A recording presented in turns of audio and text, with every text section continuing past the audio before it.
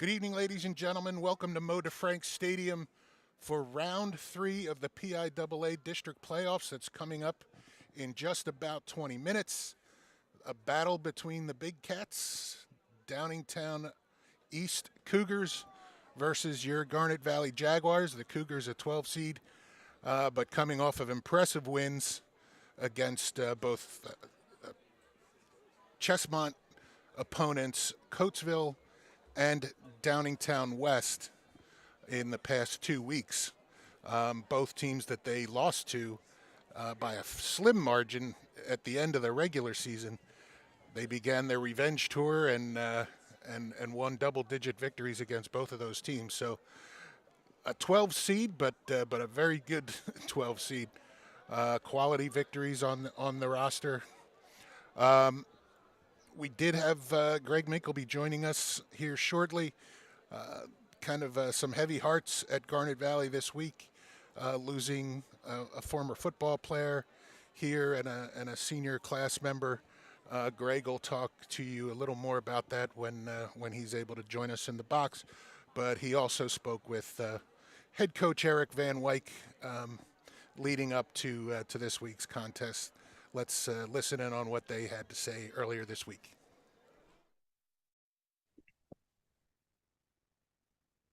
We are back here. Welcome to Coach Van Wyk for the Week 3 District 1 playoff edition of the Sit Down with the Head Coach. So welcome to the interview, Coach. Thank you. Thanks for having me on again. Absolutely. It's been a fun ride. It's, obviously that we're here means we've moved on. The Jaguars with that overtime victory last week against Springford. It was a crazy nail biter. It was back and forth. It was the first overtime game for the Jags in 3 years since that Radnor game in 2019. So congrats on the win.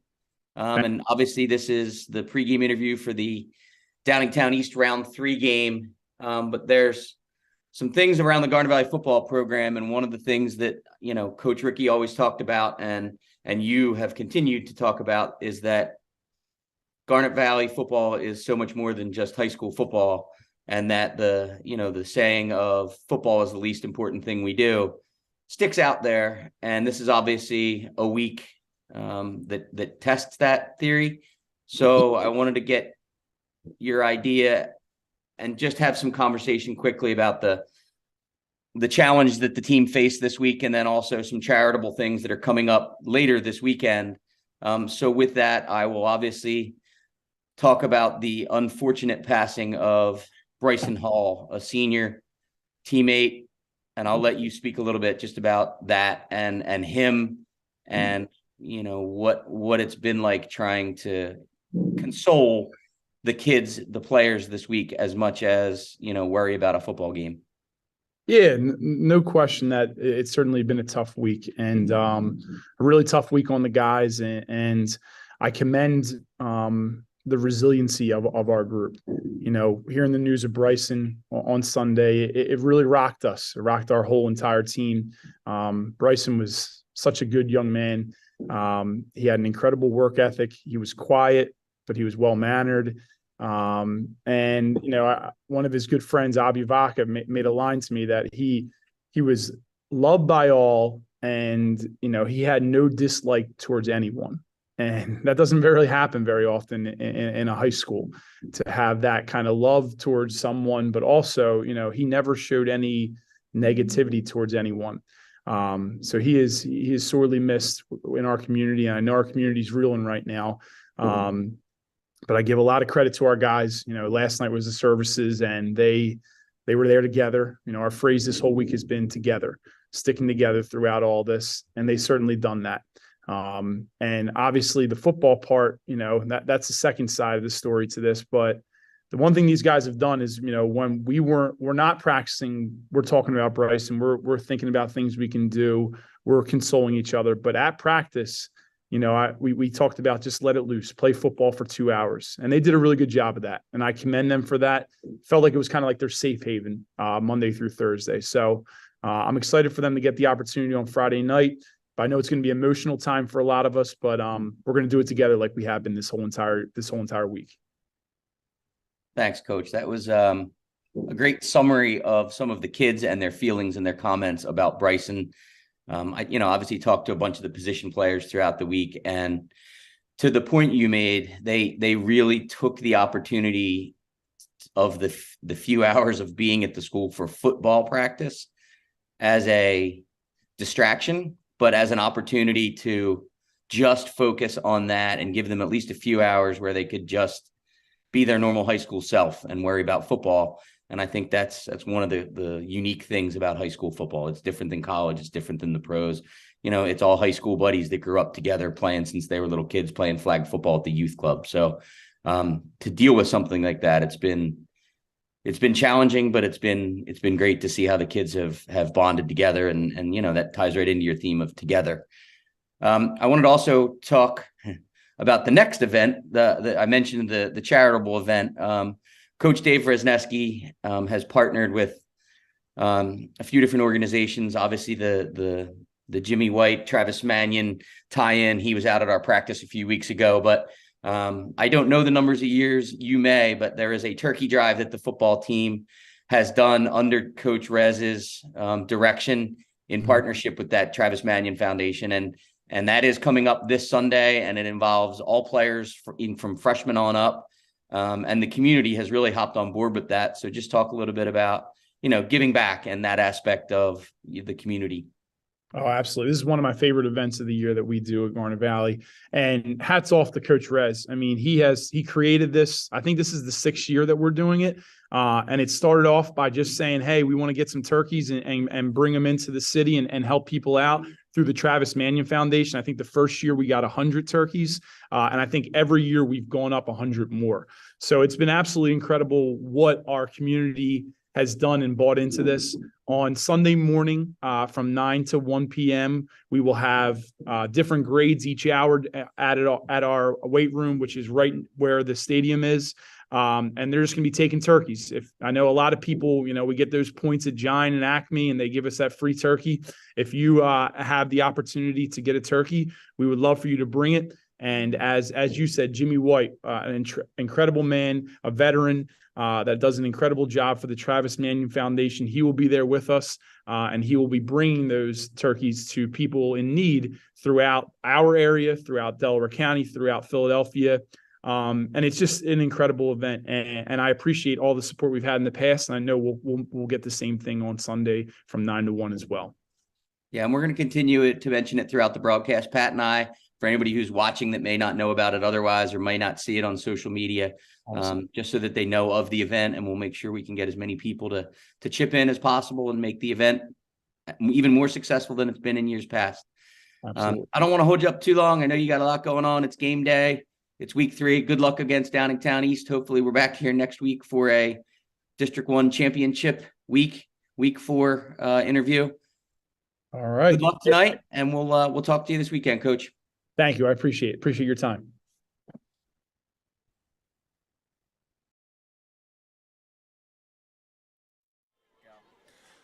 All right, thanks. And we're back live with about 9.5 minutes to go before kickoff of this District 1 third round playoff contest between Downingtown East Cougars and the Garnet Valley Jaguars.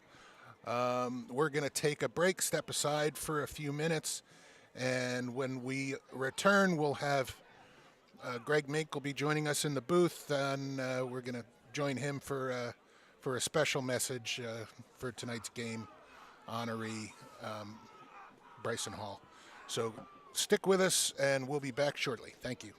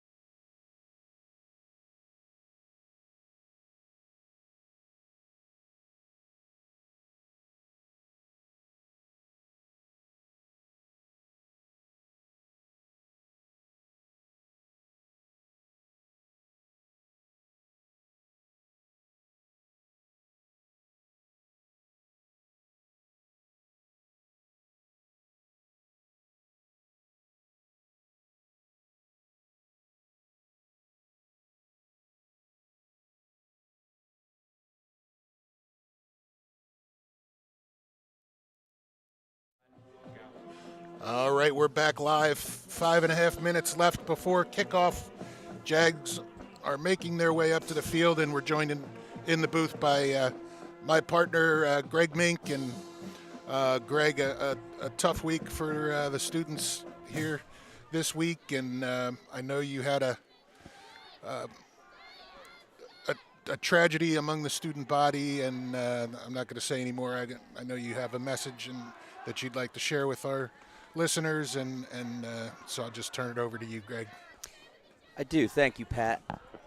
The Garnet Valley football program has a football pyramid, and it hangs on the wall of the weight room, and it's documented everywhere in the locker room. And it's the principles that the program, the players, the coaches abide by. It's selflessness, it's hard work, it's character, the theme of oneness where, no one player is greater than the collective good. Not on that pyramid, but one of the mottos and mantras that longtime Coach Ricky led by and Coach Van Wyk has continued is that the idea that the football program itself, football is the least important thing that the kids learn from it. That there's so many other lessons they learn, the way they do things and the expectations that they're held to. And this week is certainly an indication of that.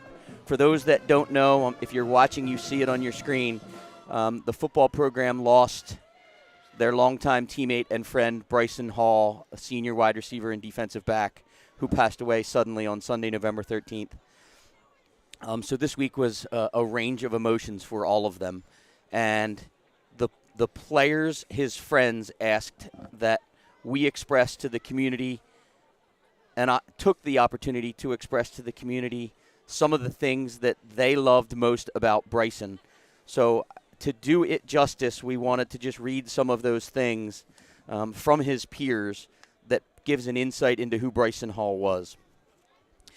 Bryson was someone who was a quiet kid, but certainly at times he would not be quiet and be the funniest guy in the room. He was one of the most competitive persons I've ever met. He was one of the hardest workers. He loved doing what he did all the time, whether it was football or track. He was also a great friend. He was by far one of the nicest kids I ever knew in my entire life. I never heard him say anything to anyone to upset anyone.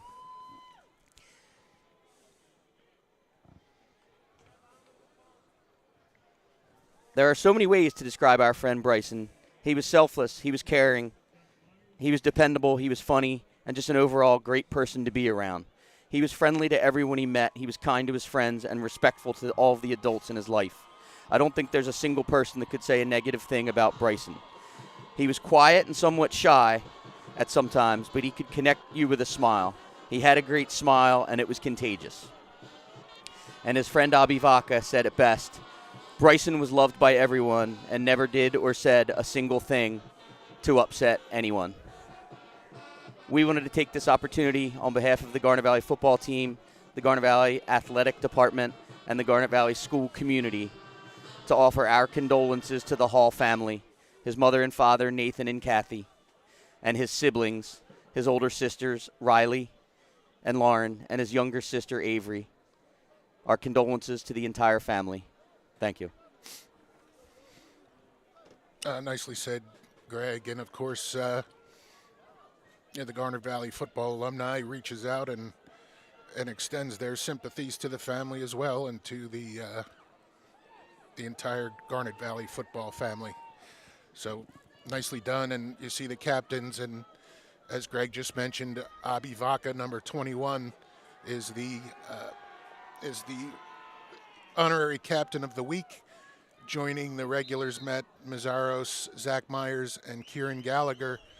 And Zach and Abi Vaca are, as you can see on your screen, holding Bryson Hall's jersey, who is also serving as a captain tonight in memory of Bryson Hall. So all that being said, again, heavy hearts here during the week, but a football game to take place, and certain that the Jags will, honor him the best way they can, and that's by showing up as a team and putting out their best foot forward here tonight in what promises to be a good game. So the Garnet Valley captains gathered at the sideline already, waiting for the Downingtown East captains. Earlier, it was identified number 2, Michael Waite for Downingtown, was one of those captains. See, and they're coming. See the running back, Bo Horvath, quarterback, Jamison Jenkins, and running back, linebacker, Sam Barton are the other captains for Downingtown.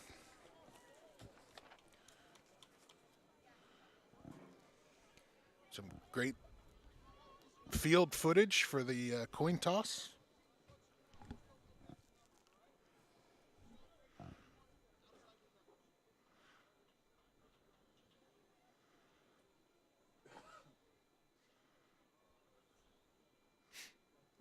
Looks like Downingtown won the toss.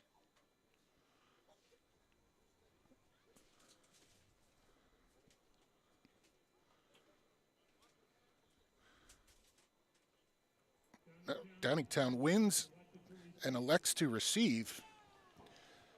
So if you're Garnet Valley, that's a win-win coin toss there, because Garnet Valley won, they most certainly would have deferred.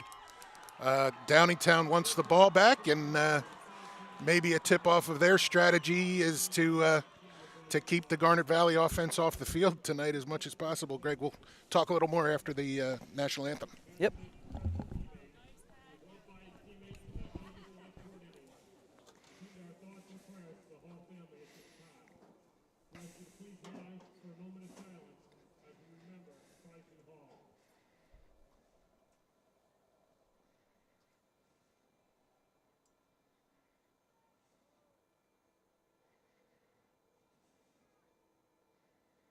Thank you.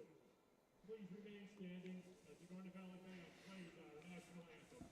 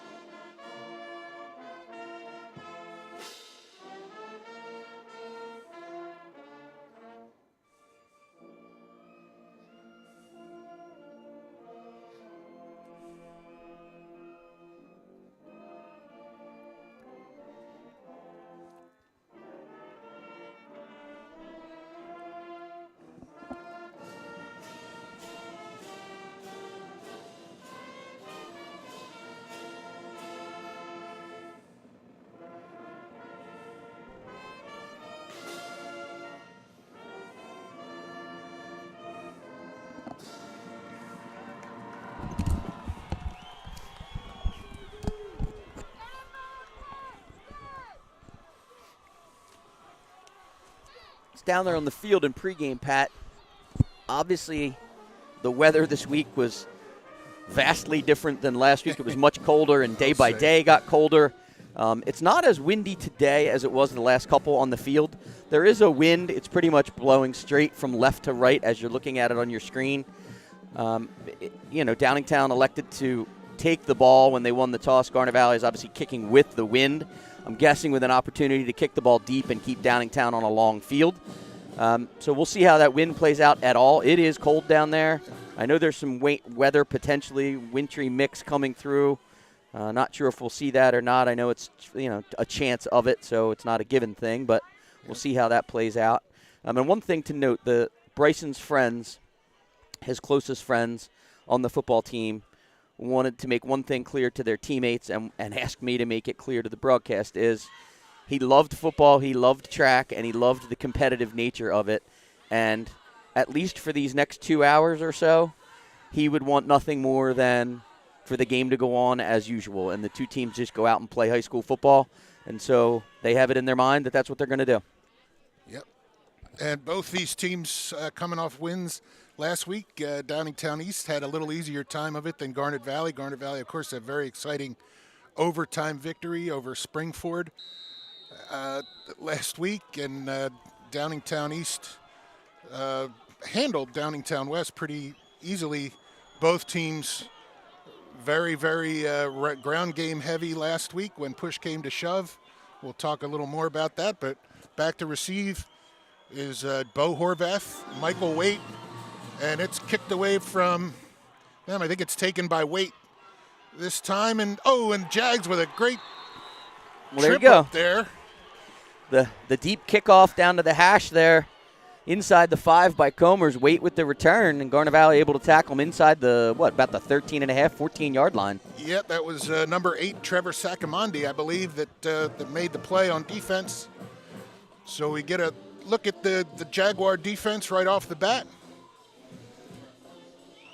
This Downingtown offense, Bo Horvath, number 1. 37 carries for 275 yards and 5 touchdowns last week. But they open up with a pass, and it's a long one. It's a short pass, but a catch and run, so good call there. Well, they got Garnet Valley thinking, Horvath, the play action worked. Loading up the box. This is Michael Brown. That's a great call. And they're going no huddle, which is something they showed last week too. This give goes to Horvath, looking for room, and he picks up about 4. So it'll be 2nd and 6 for Downingtown. Good offensive line, obviously, for Horvath to pick up the yards he has. Low snap, having trouble handling it, and Jenkins just goes down, smartly gives up the yardage there. Now it'll be 3rd and long. Yeah, it's one of the things that the Garnet Valley defensive coaches preached all week to the players is just make plays on the early downs. Keep them in check on the early downs to put them in situations where it's not so easy to call the runs to Horvath. Force them to throw the ball. There's another pass. It's complete this time to number 84. That's Caden Walsh, the 6', 180-pound junior wide receiver. Quick slant, good for the first down. Yeah, First and 10 at the 45. That's exactly what we were talking about. Put them in 3rd and long, and they executed. They ran the slant. This give goes to Horvath, looking for room around the outside. He's got some, but he's chased out of bounds after a pickup of, call that 4 as well, maybe 5. 2nd and 5 here.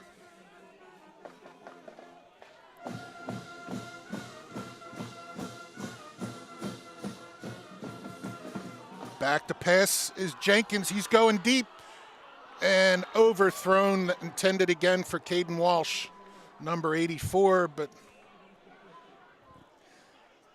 They threw the ball 4 times last week against Downingtown West total. yeah. I was joking with some friends earlier in the day. They asked me my opinion on the over-under of total number of passes thrown in the game. I said 7. Well, we're already at 3. Yeah, we're at 3. Jenkins, 6'2", 200 pounds, one of the few seniors on the starting lineup here for these guys. And the give goes to Horvath, and he's found some room.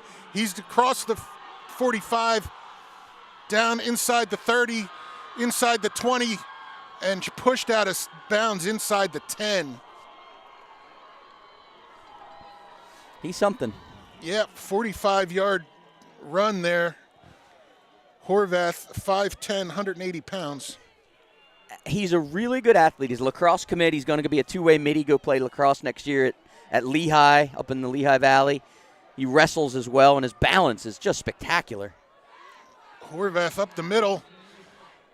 Again, inside the 5, down near the goal line. They're going to mark him down at the 1, but 1st and goal for Downingtown East. 9 minutes and 54 seconds left to go in this first quarter. They go right back to number 1, and he's in the end zone for a touchdown. They made quick work of that. Yeah, 2 minutes and 15 seconds into this game. They are big and physical up front on that O-line, tackle to tackle, and they want to get downhill. They want to keep their hands in the dirt, get the ball to Horvath. I mean, it's no secret what they do and what their game plan is, and they've done it exceptionally these last few weeks.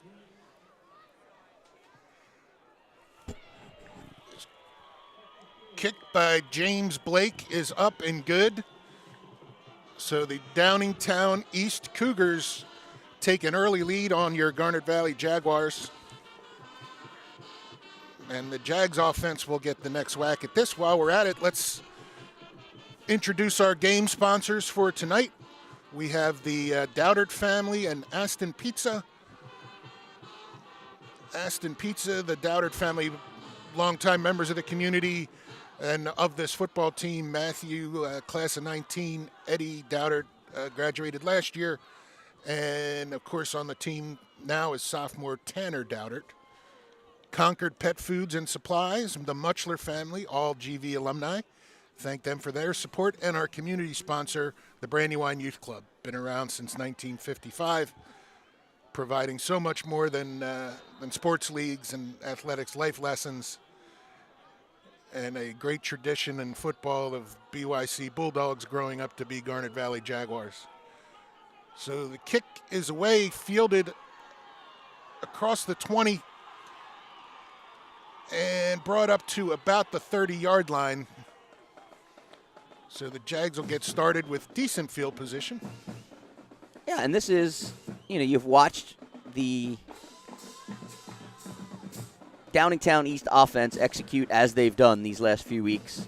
The Week 10 game against Downingtown West where they lost 31-28. The comeback win against Coatesville where they were down 15-0 and then just methodically took the game over running the ball.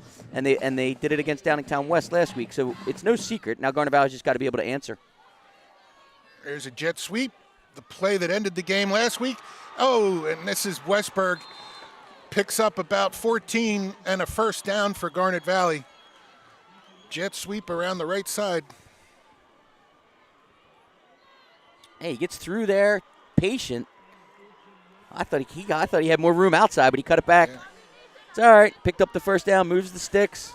Tracked down by the safety, number 2, Michael Waite, on that one. This give goes to the second man through. Looks like Jason Bernard. Pickup of about 4 on first down. It's going to be 2nd and 6. Yeah, and along those same lines, talking about game plan for Garnet Valley, defensively we talked about how they want to keep Downingtown on those early downs on short yardage so it puts them in longer yardage as you get to third down. Garnet Valley wants to do the same thing and pick up 3, 4, 5 at least on first down to make second and third manageable. It's two teams that want to run the ball. It's no secret. And a little That'll hard help. count there, and someone on the defensive line for Downingtown jumped, and that'll make it a 2nd down and 1 for Garnet Valley. That'll drive head coaches and defensive line coaches insane. The nose tackle whose nose is literally right across from the ball. Yeah, They just get so used to the cadence. They're coached, watch the ball, but they get so used to hearing that cadence, and it's tough. Guys in the middle for Downingtown East. Jimmy Stott, Chad Lovenguth, Felix Mason. Another one for Westberg. And this time Downingtown stops him for maybe a tiny loss there, 3rd and 2. Oh, this was a Double reverse little toss. double reverse, yeah. I think you just deeper the mesh there on that toss. I don't know was where it wanted to be. Westberg, I think, ended up a little bit deeper than it was probably designed for. Yeah. Like a little counter action and then the flip. So 3rd and 2. This goes to Bernard, and he's free across the 30, 20, 10, 5. Touchdown, Jason Bernard. From 45 yards out, putting the Jaguars within 1 point of a tie here in the first quarter. We talked about how few possessions there might be with two teams that want to do nothing but methodically run the ball. We're on pace for about a 42-42 game this way, Pat. So Comers comes on for the extra point. Successful field goal attempt last week. This kick up and good. So you got a tie ball game as, yes, I don't know if you can see that on your screen, but you look up at the lights, we got some little snow flurries coming down on Mo DeFrank Stadium here. That touchdown. Go ahead, Greg. No, I was just going to say, you see Bernard, he gets stopped initially at the line of scrimmage on that and just, stayed down, kept head down, eyes downfield. All he had to do was sidestep about a half a step, and there was nobody. Downingtown, he said, everybody up within 3 yards of the line of scrimmage. And once he got off that initial tackle at the line of scrimmage, there was no one in that D backfield. Yep. Some quick hellos. Original partner for the first 13 years, Don Mink. Ruth Ann Wenner watching at home. Mo DeFrank, Jerry and Pat Demling, Bill Biddle, Rich Castafaro, Stan Solomon in Florida, Mitch Bernstein down in North Carolina, the Burn with Mitch. Pop-Up Checchio, Oma Checchio, Jim and Joanne Morgan. I think the Bernard grandparents were probably tuned in as well. This kick goes down to the deep left this time, and a decent return up to about the 28. 18-yard return or so. Yeah, you see that little cat and mouse. We've seen it a couple times this year with some teams where they gather all of their deep kick returners in the middle of the field to try and limit the ability for Garnet Valley's kickoff unit to kick to or away from any designated player. And with Horvath back there deep, obviously the Jags likely want to keep the ball out of his hands as best they can. So, but they managed to get it to that deep left corner. And here's Horvath again, looking for room, and he finds it. Patient run, and he gets up another big gain. And he's fighting off the defenders. Stiff-arming number 14, Kai Lopez, who chases him out of bounds. But not before a big gain and another first down. Kind of getting that cutback Yeah, there. he's getting through the line of scrimmage, and then he's just sort of slow playing it in front of the linebackers. Oh, this is bootleg Jenkins left. to throw. Gets the pass off, but it's incomplete. So second and long. Well, the Jaguar defense will take that. Yeah. He's on those power runs inside. He's getting through the defensive line, and then just almost stops. Yeah. And is just sort of waiting to see where the linebackers are, and then that cutback. He's a patient runner, and then this give to Horvath, hunting his way through the line again, and picks up about 8 on this one. So it's going to be third and short. I call it 7. 3rd and 3 for the Cougars.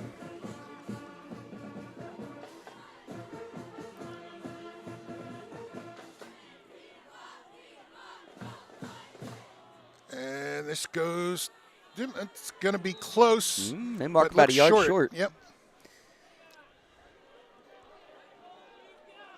Cougars going no huddle. And they're changing personnel and trying to figure out who they want, so they're not going too fast because they're.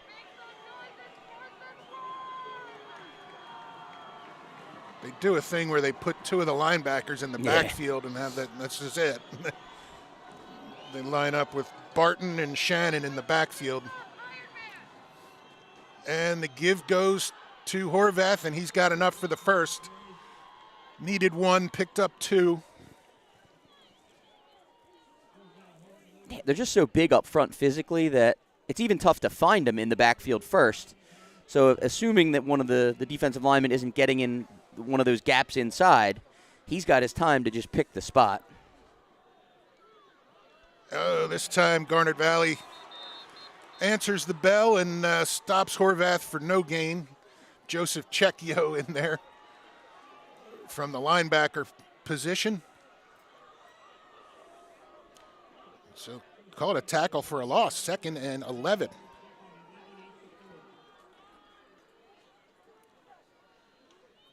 And Jenkins looks to throw across the middle. He's got a completion. to number 31, who's got more than enough for the first down, and bringing it down to around the 5-yard line was Michael Brown out of the slot.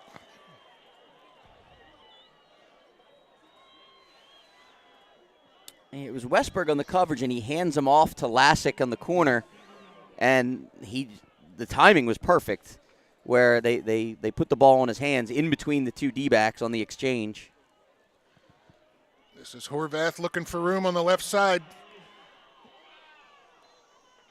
He's tackled out of bounds there. Number 20, Westberg. Down about the 2.5. Yep. Second and goal at the 2. 5 minutes left to go in the first quarter.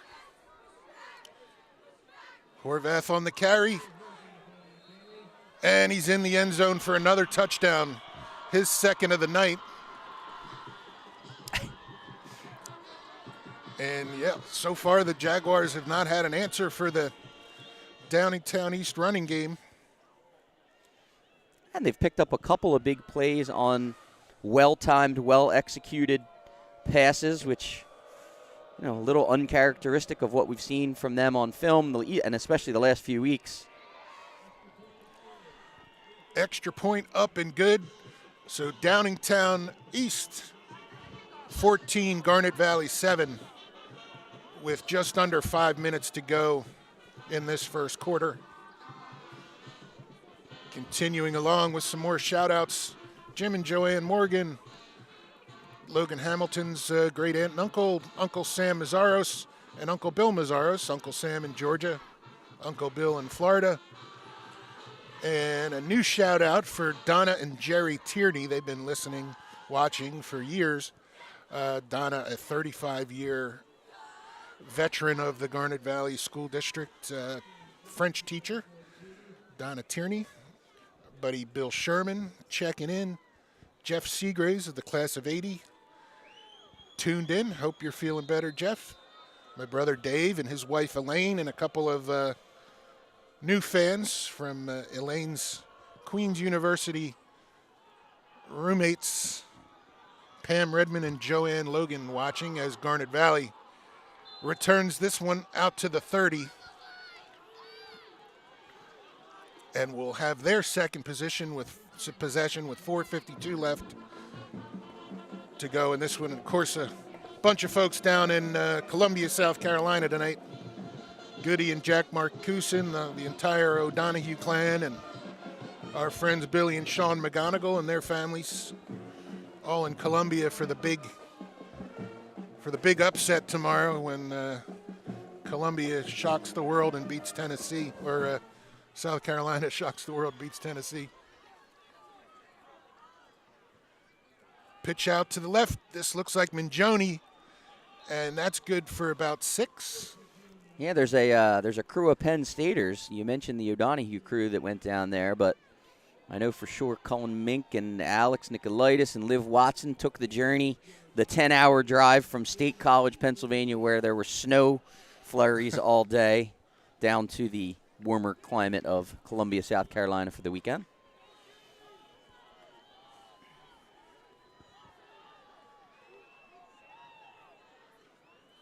Oh, trouble there. Oh, but they get it off to Mingione, and he got the first down. Wow. Does he just take the ball out of Maceros' hands?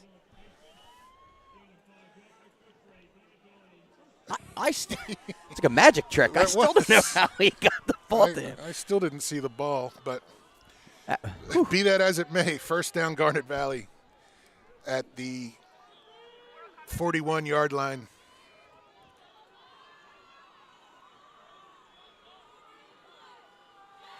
And here's a pitch out to Mingione, but he's upended after a short gain of about 2. Call it 3, 2nd and 7. Yeah, try and give you some out-of-town scores as we can. There's far fewer games to keep you updated on. In other Central League action, Westchester Ruston from the Chesmont has a 13-0 lead on Strathaven. And CB West and Perk Valley in the other District 1 6A semifinal are scoreless after 1.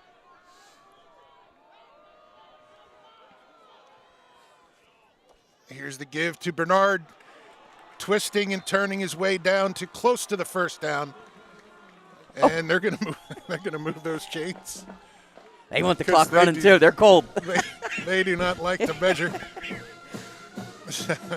1st and 10 in Downingtown East territory. 2:57 to go in this first quarter.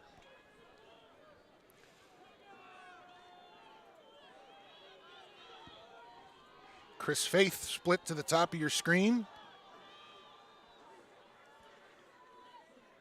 And this give goes right up the middle for a short gain. 2 yards, 2nd and 8 for the bus. And the Garnet Valley coaches speaking with them this week, I mean, they didn't expect to shut Downingtown East out. They know how proficient this offense is. They just stressed to their offensive players, we just have to go drive for drive with them. Oh, and here's some play action, and Mazzaros tucks it and runs. And he's going to lose a yard. It looks like, oh no, he picked up a yard, but. Man, that lane closed quick. It did. That was number 6, Chad Lovenguth, that just beat his blocker and closed down. 3rd and long now for the Jags. Again, Faith and Minjoni split. Westberg in motion. The pitch to Bernard. Looking for room on the corner. Oh, he stays up. Great second effort. 1st down, Garnet Valley inside the Downingtown 40. Yeah, and we've talked about the balance and patience and poise that Horvath runs with, so showing some of those wrestling skill set. Bernard does a really nice job there, uses the hand to stay on his feet. Little spin move, picked up the extra yardage and moves the sticks.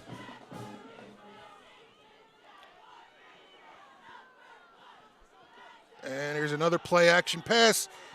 Mazzaros completes it to Van Horn. He's still on his feet inside the 20, down to the 14-yard line goes Drew Van Horn, number 2, and that's another 1st down for Garnet Valley.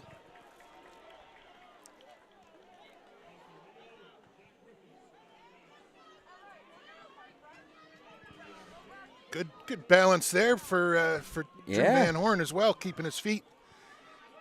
Jags knocking on the door again here at the 15-yard line. Inside of 40 seconds left to go in the first quarter. Oop. Little confusion out there. Yeah, the Jags. And Garnet Valley's forced to use its first timeout of the half. Yeah, you don't want to waste a timeout, but there's 2 things here. One, now you save yourself a blown play where you don't have the right personnel, you don't have the right alignment, you don't get the block you want. You definitely want to pick up positive yardage on 1st down, especially down here now that you're down to the 15. But it also stops the clock to allow Garnet Valley to potentially, if they can score in a couple plays, it'll allow them to, again, kick off with the wind if they can punch it in here. So it's a couple things that they benefit from using that timeout. Make sure they get the right call. Make sure they have the right personnel. So the big guys up front going toe-to-toe here from left to right. Number 51, Zach Myers, a captain. Great story for Zach. He's been a captain, so obviously his teammates ton of respect for him and elected him as a captain, and he's filled in at that tackle spot and stayed there. And Mazzaros keeps this one, and he's into the end zone for a touchdown. 15-yard touchdown off the left side behind the blocking of Kieran Gallagher and Zach Myers.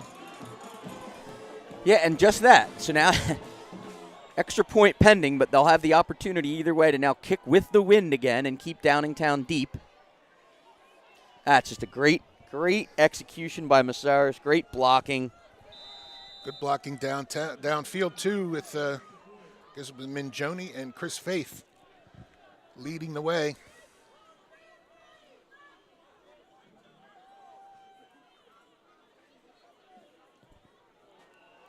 Hold down, kick is up, kick is good. 14-14. 24 seconds left to go in the first half.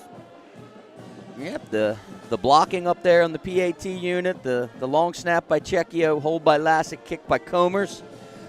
They are again 2 for 2 so far tonight. It's no secret. The two teams both know what they want to do offensively. They don't hide it. They don't try and disguise it. You see them on film. It drives defenses mad. Defensive coordinators insane. Sleepless nights watching film on how you stop it. They've both executed on both possessions. They're 4 for 4 on scoring drives now. And, we're 24 seconds left here in the first quarter. It's no secret that why these two teams are now in a District 1 semifinal, 6A. And you look at the other game, and you see Perk Valley and CB West, who Garnet Valley played in Week 1, and Perk Valley played Downingtown East in the regular season. They're very similar, all four of them, type of teams. Only difference is Perk Valley wants to spread you out and throw the ball a whole lot more than any of the other teams do. But yeah. So 3 deep across, including Horvath and Waite.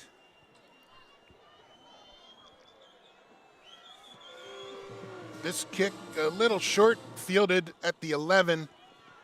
This is Waite, and he's up across the 25. Oh, and a flag comes out at the end of that run. That's probably going to be a blocking foul on on Downingtown. Yep, it's holding. We're blocking the back. The side judge signaled holding, but the umpire out there indicated blocking the back, but both are the same. It'll be 10 yards from the spot. 10 yards, and it was thrown right around that 23-yard line. So, yeah, and again, we talked about the wind and just getting one last opportunity to kick with it. The kick was a little bit shorter, but Comers put it down there in the corner, away from Horvath, obviously. And, now forces Downingtown East to start at their own 13. 13-yard line, so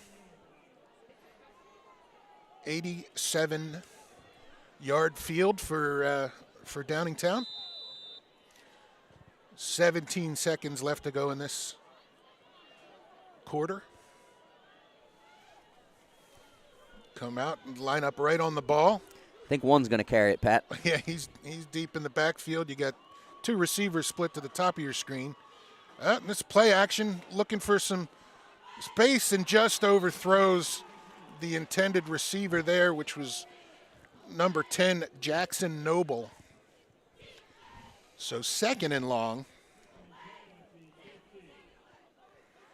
I wonder if there's something they see, and there's a couple times now where they've had what looks like the formation they want, the look they want defensively, and they're using that play action, I guess, to sort of try and freeze those DNs and linebackers for Garnet Valley, get the ball out there in the flat. He wasn't able to connect on that one. Here's a quick connection. Oh, but a great play. Stepping up from his corner post is Tyler Lassick. Yeah, I think so. They sniff this one out. There's a quick screen to number 84, Caden Walsh, but number 9, Lassick, there for a 4-yard gain or loss, tackle for loss. And now with the quarter ending and the ball on the 10, they got to go 80 yards, Pat. Yep. They're talking about it now and taking that long walk. Probably wondering if the Garnet Valley managerial staff is willing to come pick them up in the golf cart and drive them down. How long would it take for an Uber to get here? Out-of-town scoreboard still scoreless from the last score I saw update in that Perk Valley game with CB West. In the Strathaven-Westchester Ruston game, Strathaven has scored, and so that's now a 13-7 game. Be interesting to see if that missed extra point on the second touchdown for Ruston comes back to haunt them a little bit with that 13-7. It's only a 6-point differential now.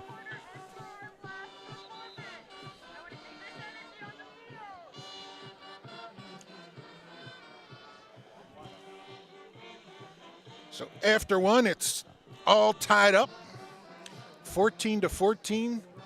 Both teams with 2 possessions, both teams with 2 touchdowns. And now 3rd and 15 or 3rd and 14? 13, sorry. 3rd and a long 13. certainly not where Downingtown wants to be on their own 10. But if they can pick up a conversion here, keeps the drive going. And he's back to pass. This is intended to be a screen.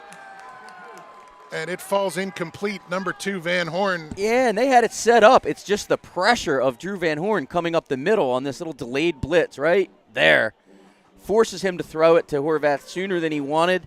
Throw it behind him, and now they got a punt. Yep. Punting with the kicker in his own end zone. Jags have just Van Horn back deep, way back deep with the wind at Downingtown East back.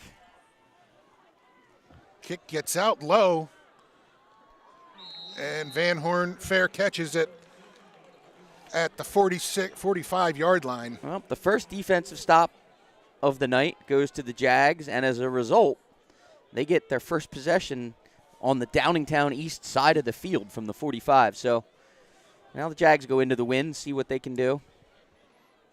Hasn't really seemed to matter. It doesn't look like it's affected punts or kicks. Certainly hasn't affected either team's run game.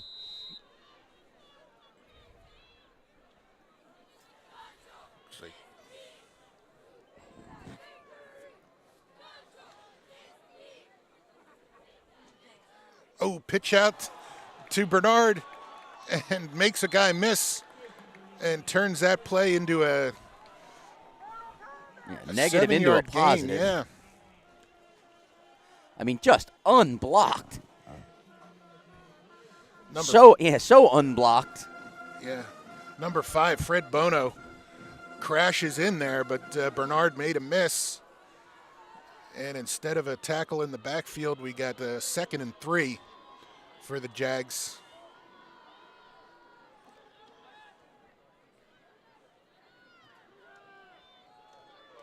Oh, and they give to the first man up the middle. Good enough for the first down. Jason Bernard picked up about 8 or 9 and got the first down. Bernard's certainly running to contact tonight. There is no doubt about that. We've talked all year about the running backs coach, John Paul Batiste, wanting the preaching to them, the running backs, to finish runs. Well, he certainly finished that one.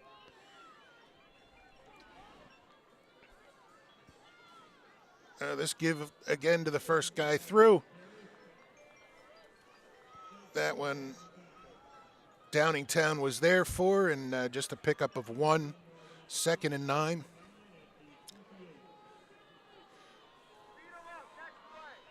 Wonder if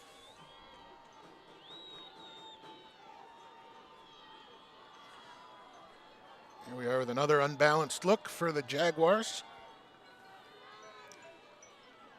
This time they give to the second man through, and that one's good for about 3 or 4.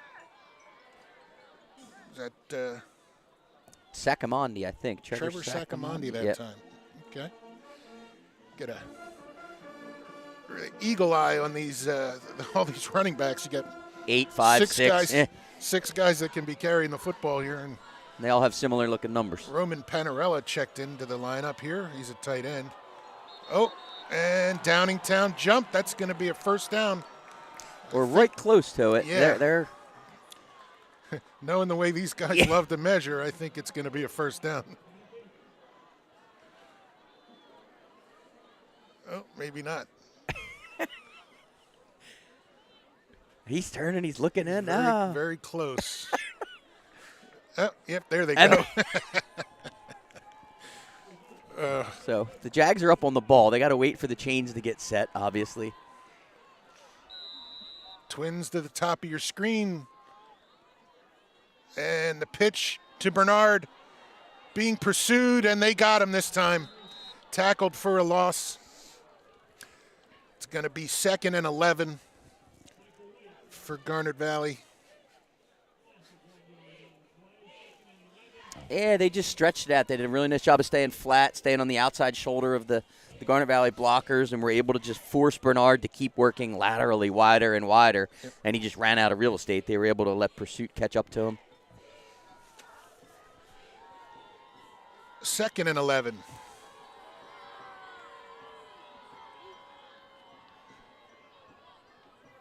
And this is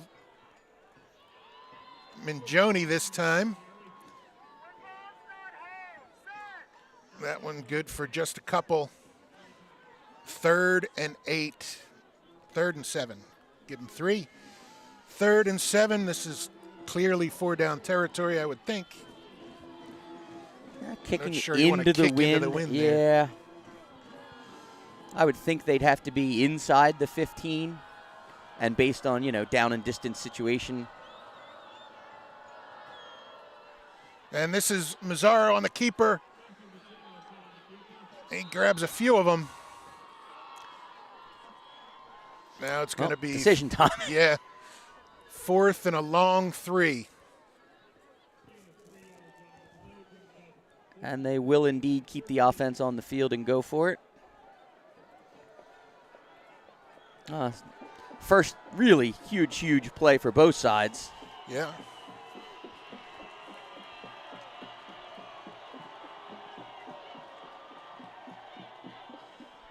There's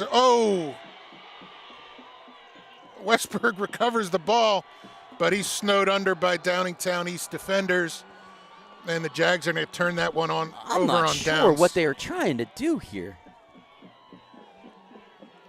Just slip out of his hand? Yeah, the cold weather? It or- wasn't bubble screen. I don't know what. Yeah, I'm not sure anything about that, Pat. I don't know what didn't the put original play call was. I don't know. The ball looked like it came out. It almost slipped out of Maceres' hand. They didn't put in a bounce pass lateral, did they, for this week? Well, and Westberg did the smart thing. That ball was backwards, so that was actually a live ball. They Yeah. didn't call that incomplete, so he had to get on it. So after both teams traded scores on possessions, both with stops here, Horvath on the carry patiently picks up about 6 on that on first down, 2nd and 4. See a Downingtown East Cougar, number 8. Tanner DeLulio went running off the field immediately seeking the train. It looked like he was holding his hand or wrist. Hope he's okay. This give to Horvath. Oh, and he's tracked down that time. Logan Hamilton there first, but Joe Cecchio. Yeah, there's that patience. He just had nowhere to go. He tries to turn it back towards the middle. And the difference is his patience there was in the backfield, not on that second level at the linebackers. So he had the entire pursuit of the Jaguar defensive line there, and he just had nowhere to go. He took it back to the middle of the field, but no gain, 3rd and a long 6.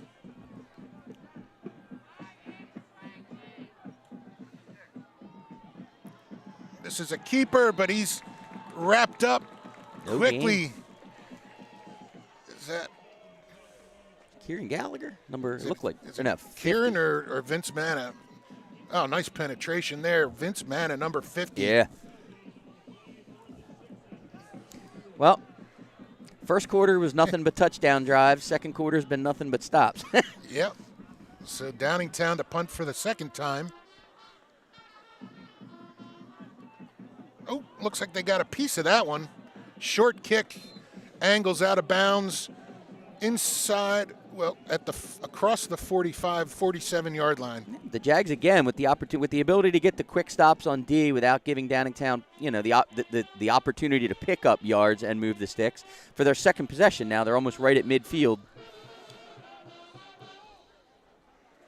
I'm sure Coach Boyd and the offensive staff at Garnet Valley trying to capitalize on the back-to-back stops and end up with some points on this.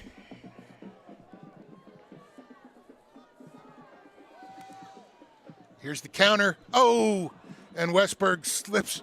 Oh, but they don't blow the whistle. Did he drop his knee? I don't. They give him a loss of almost 1, but coming around this angle, He is he was certainly down. but they didn't blow the whistle. NFL rules tonight. Jags here with a unbalanced look again. Heavy, they call it. And this time it's a keeper for Mazzaros, but that one sniffed out very well again by number 2, Michael Waite. Has been turning in a very solid defensive effort here for Downingtown East. 3rd and long for the Jaguars. Ball on their own 48-yard line. Yeah, and the Jags in the almost very, very rare situation of impending punt here.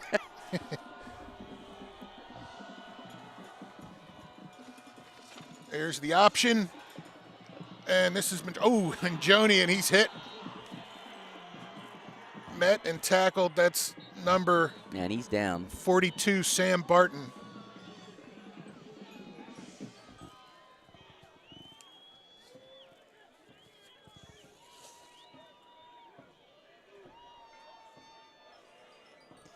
He is down. Looks like he was holding that right knee.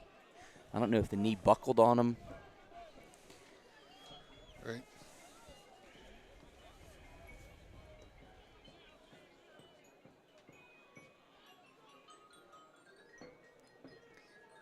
Got America's Best Athletic Director checking in from up in different Easttown, giving me some scores. CB West with a pick 6 up now 7-0 on Perkiomen Valley. Still looks like 13-7 Ruston over Strathaven. To give a shout out to Paul and Judy Hurley. Their son is the principal at Downingtown East High School. So shout out to Paul and Judy.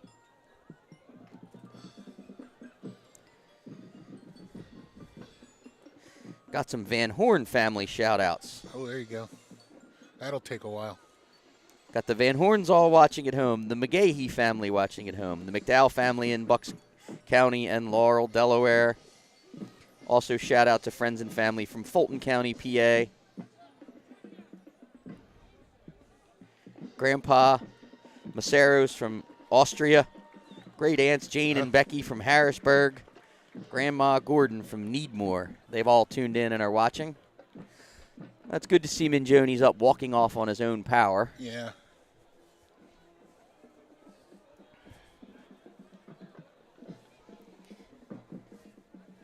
I would think the Jags would be punting here, but they do not have punt personnel on the field, so maybe not. No, is it 4th and, looks like 4th and 5. 4th and draw them offsides territory. Yeah. Maybe that's the plan. Yeah. Hurry up to the ball, go quick count, try and draw them offsides, and if not, punt it away. Yeah. Call timeout and punt it away. And Joni right over to the trainer's table. Oh, and they're going to go with the pass, and they got it, man. It's complete. First down, Garnet Valley. Looks like Westberg. Slot Inside back the down 30. the seam.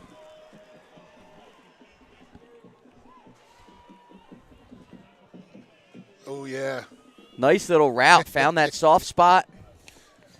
And now So- he comes off holding his hand. Do you think they also ran the tight end, Drew Van Horn, on his seam route Yep. that he usually runs? I'm sure that's what Downingtown was reacting to there, and Westberg ended up being open. This handoff is to Lararis. Oh, and he's stacked up right at the 30 for no gain. 2nd and 10. And Lararis just checked in for Westberg, who came out holding that hand. So Lararis now in at that slot back spot.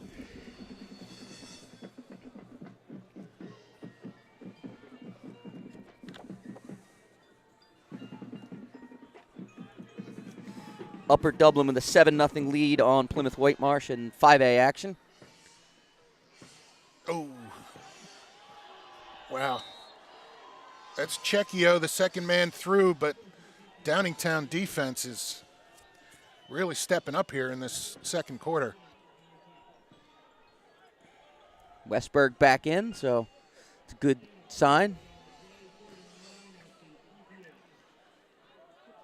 3rd and 9. We can assume this is 4 down territory. Yeah, I think the Jags would not be in too much of a hurry so as to limit the time that they give the ball back to the Cougars if they don't pick up the conversion on these 2 downs. Be interesting if the Jags don't pick it up here. Downingtown might use one of their timeouts. There's a pitch out. Around the corner goes Bernard.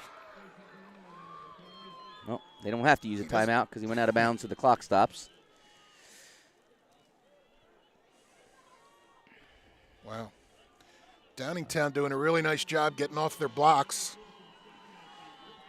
Well, Garnet Valley got him a couple times early on that toss where they had numbers out on the edge, and the last few times the Jags have run it, Downingtown's done a really nice job of just stretching it out, staying flat, keeping bodies outside, and there's just nowhere for the Jaguar running backs to run. And here's looking to the air. Oh, incomplete. Intended for Van Horn. This is going to be a turnover on downs. I don't think the referee sees the play. He's trying so hard to get out of the way. That's just really good coverage. Yeah. He'd be advised to not be right in the path of the ball. Not that it had any effect on the actual play itself, but. So 2:52 left to go in the first half. And what we thought was going to be a game full of offensive fireworks has now turned into quite the defensive struggle, with these teams just trading off defensive stops. 4 for 4 in the first quarter, 0 for 4 in the second. Give to Horvath, and he's wrangled after a very short gain of 1, 2nd and 9.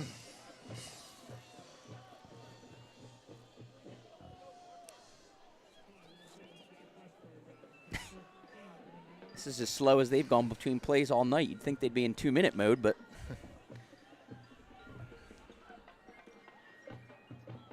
Give to Horvath, looking for room. Doesn't find much. Picks up another couple. Third and a long 6. And the Jags will take that. Horvath out of the game on 3rd down.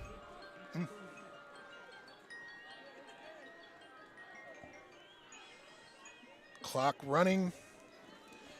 Now under 2 minutes to go in this first half. Although it certainly makes their offense more versatile when he's not on the field. They've got receivers, twins on both sides of the line of scrimmage. Look to throw, he unloads it. Complete to Caden Walsh. And he got the first down. They're going to give him yardage up about the 38. To the 38-yard line and a first down.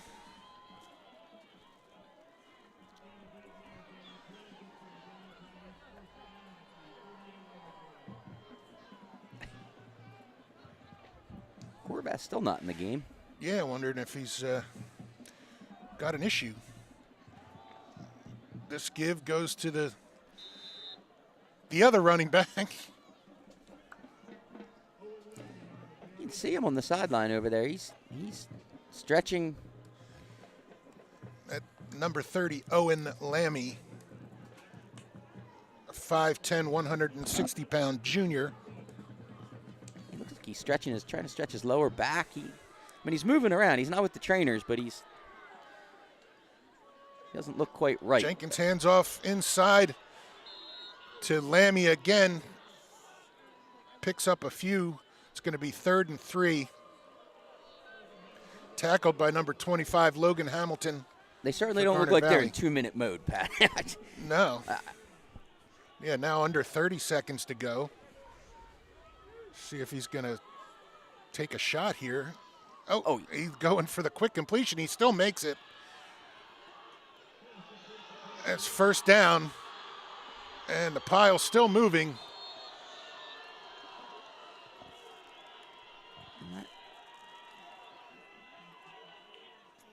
Good effort over there by number 84, Walsh. So gets a first down with 16 seconds left inside the Garnet Valley 40, 39 yards to go. And they're 14 seconds and 3 timeouts to get there.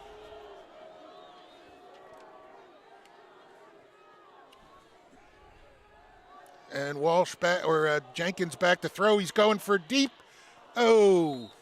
That ball took off on him. That's that wind. I was watching quarterbacks throw with and against the wind, and it was definitely affecting the balls with the wind more than against it. They were taking off like that, and you could see Lassick was there and almost took off on him. He was like the intended receiver over top. So, Yeah, so that was, that was a wild first half there with a tale of two quarters. The first quarter, Jaguars and Cougars trading 2 possessions each, both resulting in touchdowns. And then the second quarter, a real pitcher's duel with no successful drives. Both defenses making good stops.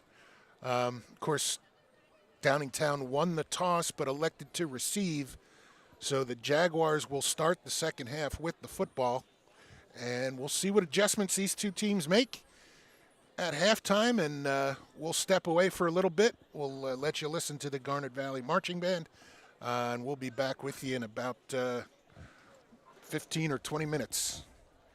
Thanks, everybody. We'll be right back.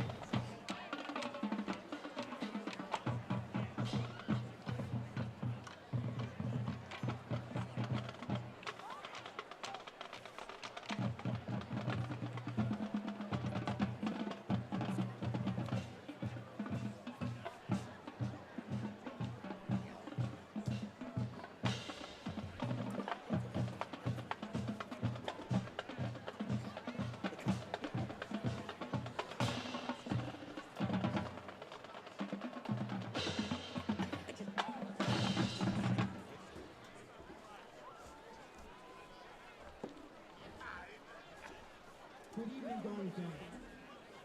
The Garnet Valley High School Music Program would like to make a special presentation to coincide with tonight's throughout theme dedicated to the memory of Bryson Hall. All season long, we have been presenting our show which illustrates many characteristics of the color blue. Today, we find ourselves with a new reason to recognize that color. So, the Garnet Valley Marching Band would like to do its part to celebrate Bryson and all the amazing color that he brought to our community. At this time, as your Garnet Valley Jaguar Marching Band takes the field, I ask all of you to please show your strong and unwavering support for Bryson and his family.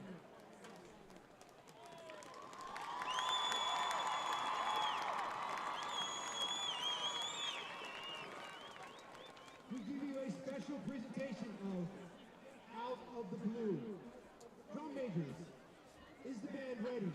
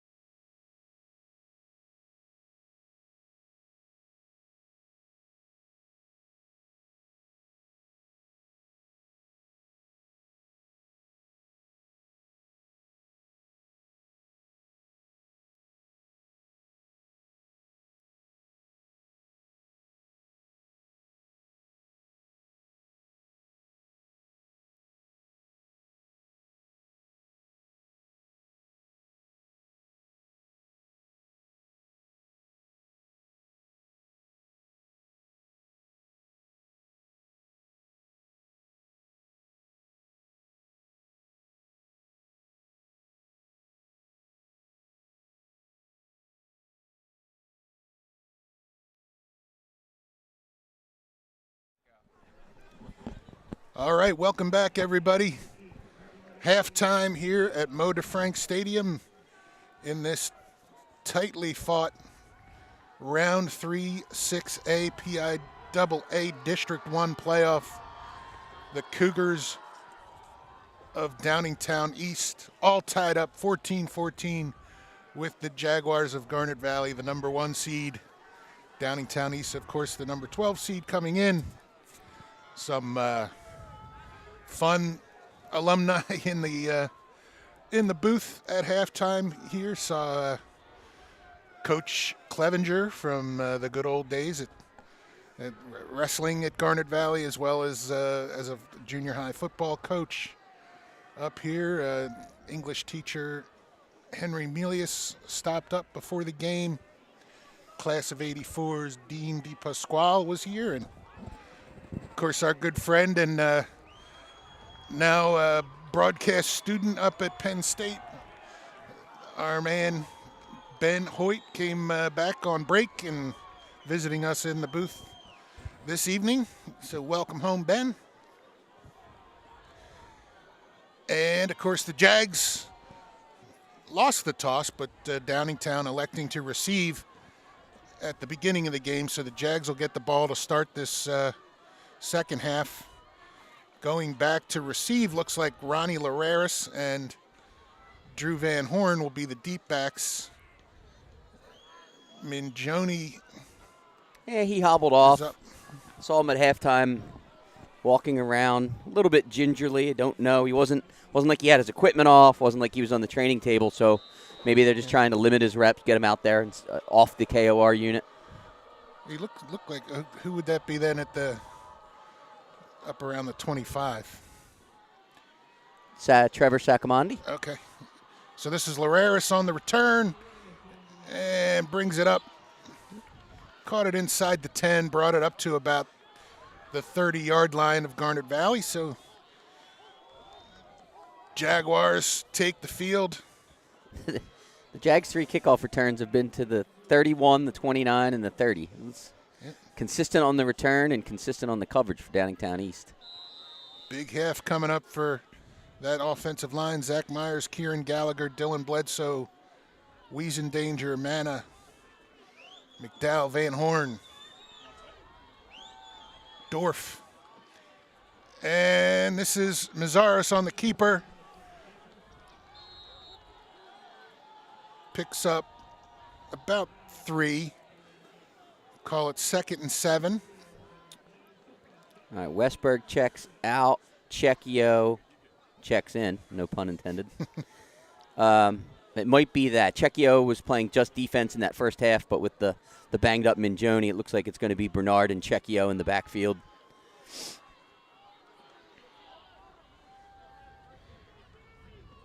Oh, and the ball's on the ground. Looks like Mazaros was able to fall on it himself there, but trouble at the mesh.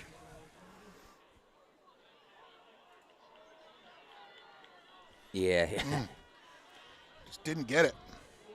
Not sure if the ball got stuck on his hip or he was trying to pull it, and Bernard thought he was getting it. I don't know. It's just there, like you said, it was just something not right about that mesh the whole way.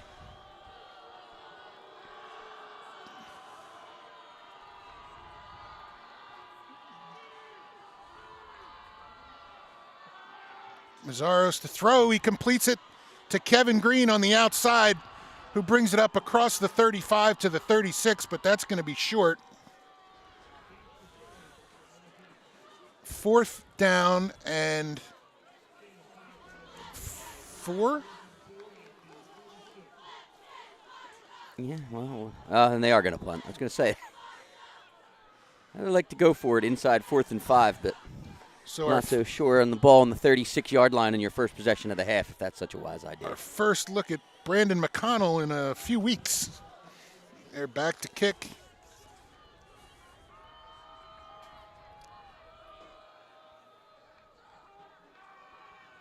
Good snap. Kick is away. And it takes A bit of a Jaguar bounce and inside the 40-yard line of Downingtown, but Downingtown East will start with fairly good field position here on their first possession of the second half. Yeah, it's tough into that wind. Talking yesterday on the practice field, kicking into the wind. Jaguars do all their special teams on Thursday practices, and the coaches were just that. We're obviously not going to get a huge punt into the wind. They just want to try and change field position by 25 yards, and that's almost exactly what they did. Yeah. And the give to Horvath, and he's cuts back and picks up a big chunk on first down. Call it 9 yards there, so it's going to be second and short. Just that's going back to the well with that. Oh, and he's hobbling out again. Yeah, Horvath going off a little gingerly that time. But it's, no, they give it first down? They gave him a first down, but they didn't move the chains. Now they're moving the chains. Well, they're going to catch up. I'll get caught up here. Who's on that chain gang? So, no gain. It should be second down now, right? If anything. I'm confused. You and everybody else in the stadium other than the referee on that sideline. Yeah, unless they said that it wasn't a first down. Right. I think they just said it was short of the first down. The first down marker got moved. They picked it up. Now it's 2nd and 3. Second and a long 3.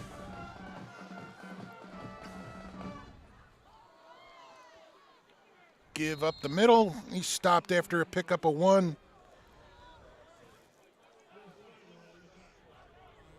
I think that's...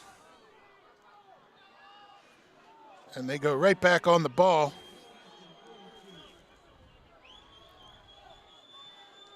This give to number 30, Owen Lammy. Climbs his way forward for another first down.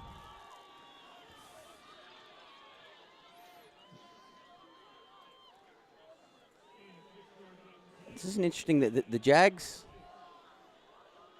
obviously had a game plan of what they wanted to do with Horvath in the backfield, but without him, now Downingtown's obviously going to.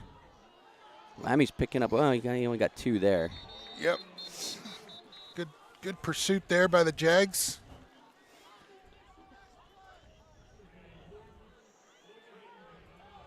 Logan Hamilton, Drew Van Horn, and Kai Lopez all in the neighborhood there on that stop. 2nd and 8. Jamison Jenkins completes that one on the outside to number 31, Michael Brown. Picks up a good chunk, and now it's 3rd and short. 3rd and a long 1. 3rd 2. Full house look. And the give goes for the first down. Owen Lammy.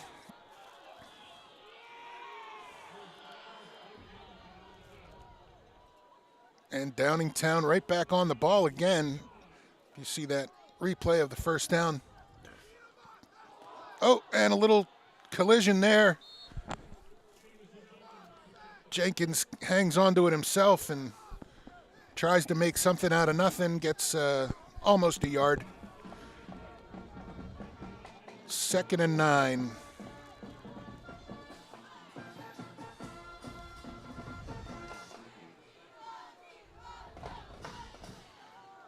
Here's Lammy, and he's up the middle.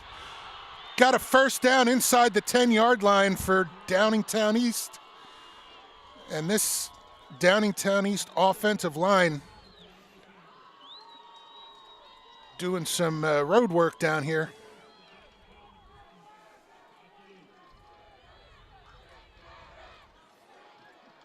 Oh, and that give Cecchio gets into the backfield, trips up Lammy that time, and it's 2nd and goal from the 7.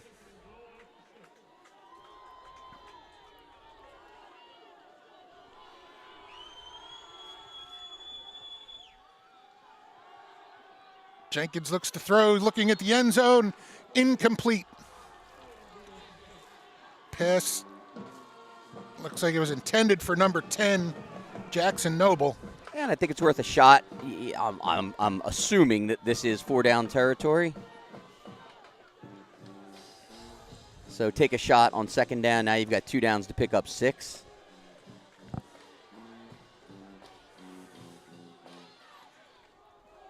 Give to Lammy. Oh, and he's taken down in the backfield. And is that Joe Cecchio Yeah, again? it is Cecchio on that blitz. Inside blitz from the middle linebacker spot, and then they're going to kick the field goal. Well, the way Downingtown moved the ball, even if Downingtown East gets 3 here at the end of this drive, the Jags defense almost has to chalk it up as a win. Yeah. So James Blake comes out for the 25-yard attempt. Ball is down, kick is up. Kick is good. Yeah. Downingtown 17, Garnet Valley 14.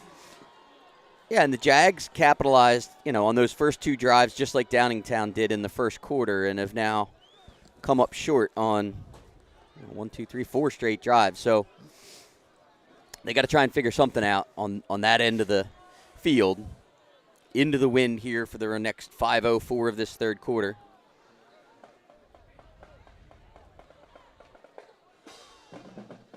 So that tackle in the backfield by Joe Cecchio can qualify as one of our defensive highlights of the game. Those sponsored, of course, by the Garnet Valley Football Alumni Association Class of 85 in honor of Joseph Albany Jr. Appreciate that support. And again, thanks to our game sponsors, the Brandywine Youth Club, Aston Pizza, and the Dowdard family, Concord Pet Foods and Supplies, and the Muchler family. Thank you so much for your sponsorship and your dedication to the Garnet Valley community. This is a short kick, fielded at the 15, brought up across the 25, and across the 35, almost up to the 40. Good run there. Ronnie Larreris.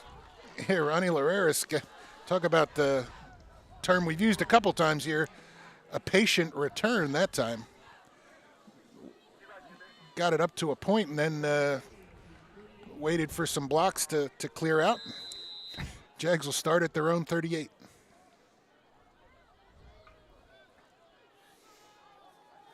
Hey, Jags has to get positive yards on 1st down. They have to stay ahead of the sticks. Second man There you through go. is Cecchio. Gets 5. Yep. Picks up 5 that time. That's what was so successful on their first 2 possessions in that first quarter. I mean, obviously, Downingtown's defensive adjustments had something to do with it in the second quarter. They were much better over top. Michael Waite, the safety number 2, was spectacular in that first half, coming down from that safety spot and playing at the line of scrimmage. Oh, here's the play action. Ball. Oh, wow. Drew Van Horn turned into D-back there. Good defense.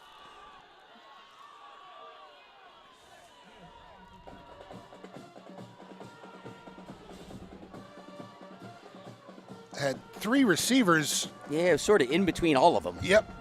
Over in the area, and then that good job by Van Horn to just break up that pass. Could have been intercepted. Not sure what Van Horn. He was actually speaking with the referee, the back judge there, about something after the play. I don't know. Thought he got held or something? I don't Yeah. know. Certainly wasn't interfered with. There was nobody behind him. Westberg to the bottom of your screen.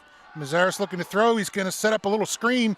Westberg's up. He's got the 1st down across the 50, inside the 45, and run out of bounds around the 40 of Downingtown East here.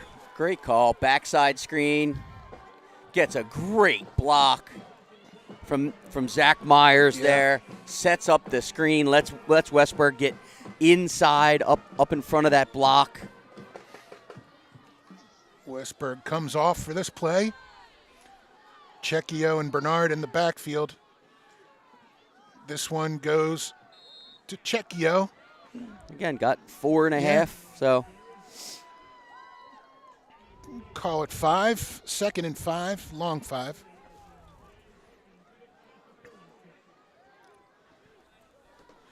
Ball on the 36-yard line.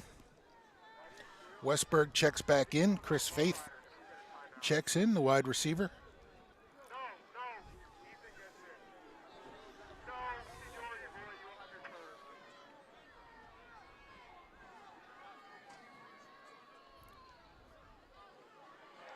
Oh, that goes to Checchio as well. Second man through. Downingtown there that time. Yeah, 3rd and 4, and certainly in 2-down territory here to pick up the 4 yards. Van Horn and Panarello check back in. Westberg and Faith check out, so the Jags will go with 3 tight ends, McDowell, Van Horn, and Panarello. Good gun balance to the left. Macero's checking out of it with the audible. It gives to the lead running back, and it's good for a couple.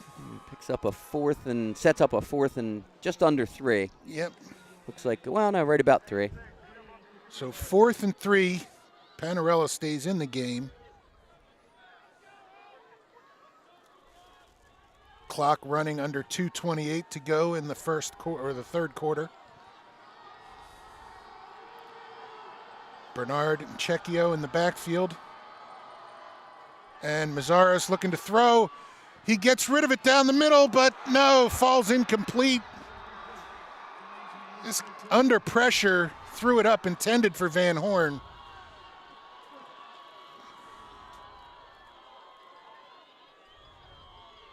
Oh, that was up top. He was covered by number 14, Michael Leo. Would have been a tremendous catch if he was able to come down with it, but Downingtown's now gotten stops on at least 4 straight possessions. I think that might be the 5th. Garnet Valley's, they got to figure out how to finish a drive. I mean, they've moved the ball on a bunch of those possessions. They just haven't been able to finish the drives. And Horvath back in the game, and he's got the ball and almost up to a first down, runs out of bounds. Wait, whistle blowing here? Or? I think one of the equipment issue with one of the players. Well, is there? There is a flag down. It's got to be holding. Yep. Yeah, I was going to say there's Spot foul though, so they mark it 5 yards in, so it'll be 1st and 15. Yeah. 6 yards downfield. So, somebody way downfield. And that's one of the things with the patience of Horvath, where he's just sort of dancing around waiting for blocks to get set up. It forces those receivers and backs that are downfield blocking for him. So 1st and 15. And Jenkins looking to throw. He's got the screen. He's got Horvath. But the Jaguars have Horvath as well. Picks up a handful there to get back beyond the original line of scrimmage. So pickup of about 6 or 7 there on first down. Be a 2nd and 9. Horvath out. Lammy back in the backfield. And this is Jenkins with a quick slant. Oh, it's ball's bobbled laying on the and ground. Caught. Yep. The back judge. nope. Back judge who, for whatever Incomplete. reason, I just noticed that the play before is 40 yards downfield. Came running in, signaling that it hit. It hits Oh, the yeah, ground. yeah. He does catch it initially, but as soon as it hits the ground, it comes out. And that's a big play for this Jags defense. Try and get the ball back here, force them to punt. 3rd and 9. Jenkins to throw again. He gets it off across the middle. Short. This is complete, but short of the first down. See, they may. 4th and They're 2. going no huddle. Yeah, Coach Matt he's not even thinking about it. No, he's punting. Oh, here they come. So this turned into a bit of a chess match here. Field possession game. Downingtown with less than a minute to go in the third quarter. Jags have to watch the ball here. It's just in a spot, short yardage, middle of the field. No, they punt it. And Van Horn calls for the fair catch down at his own 25-yard line. So with time running down in the third quarter, the Jags will play the fourth quarter with the wind. Yeah, they likely, if they run the ball here and the clock doesn't stop, they only have to run one play going this direction.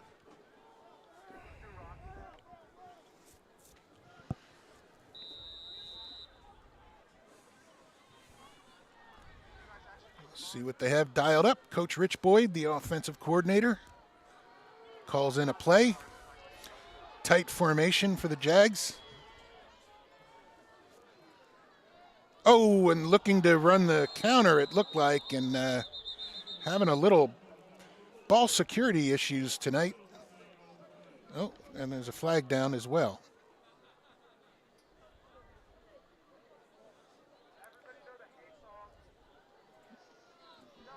Legal substitution? They must have broken the huddle with 12 people? Oh. So, a 5-yard penalty. Is that a dead ball foul? Looks like Coach Matta maybe. Yeah, I think he's asking the same question. Like, if I decline this, it's 2nd and 12. Which is what it is. So I guess he is allowed to decline that. But they moved the ball back to the 25. They placed the ball in the wrong spot. I mean, that's what Coach Matt is losing his mind. And they stopped the play again. Yeah, I get his point, which is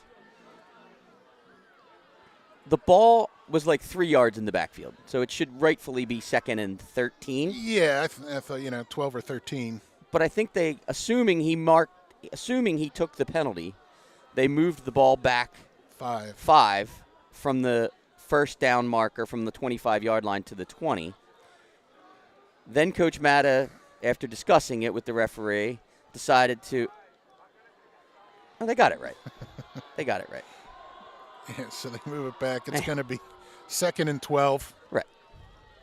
Which is the right thing to do if you're Coach Matta. Like, give up the 3 yards difference between the loss and the penalty and have the Jags lose the down.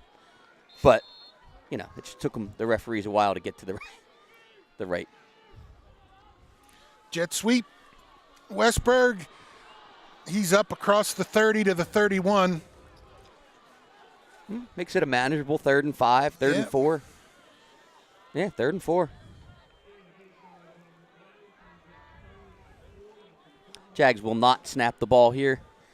They will take the chance to take the long walk to the other end of the field, the chance to talk about it without a timeout, change the offense to both go for this 3rd down play with the wind and then obviously punt with the wind if you don't pick it up. Yep. So that third quarter flew by. End of the third quarter,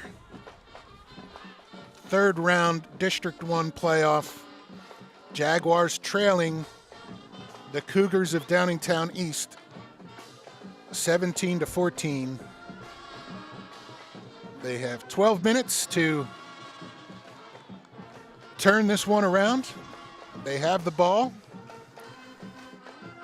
And all of the games are almost on sync time-wise. I just saw a score update 1 minute ago that Central Bucks West converts on a 1-yard touchdown run, makes the PAT. They are up 14-13 on Perkiomen Valley late in the third quarter. At the end of the third quarter, Strathaven still holds that 14-13 lead on Westchester Ruston. And I do not have an Upper Dublin Plymouth Whitemarsh score, but if I get one, I will pass that along. So all of the games are tight, 14-13, 14-13, 17-14, all in the late stages of the third quarter or the early stages of the fourth. This is a, needless to say, huge play. Yep. At their own 31, 3rd and 4. Mazzaros looks to throw. He gets it complete out to the sideline. Good enough for the first down. Yes, it was. Should have been. Anyway, Chris Faith. Yeah, I think so. Little hitch to Chris Faith on the outside. Yep. 1st and 10 for Garnet Valley at the 36-yard line. Larreris back in for Westberg at slot. He sort of hobbled off, grabbing at his hamstring. I don't know if it's a cramp. Oh, this give up the middle for a modest gain of, call it 3. 2nd and 7. Maybe talk the Jags on 3 of the 4 possessions since they scored on the first 2 of the game, have moved the ball. Yeah. They just haven't been able to finish drives. Downingtown's gotten the stops down in their own territory. And this is Mazzaros, and he's got room on the outside. Across the 50, the 40. Takes it down inside the Downingtown East 30-yard line for a huge Garnet Valley first down. Yes, it was. And we talked about the safety, Michael Waite, number 2, and the plays, how aggressive he is coming down from that safety spot. And he was there, and he made the read on the give. And Maceras saw it, pulled the ball, and was able to just outrace him to the corner. 40-yard pickup for the Jags.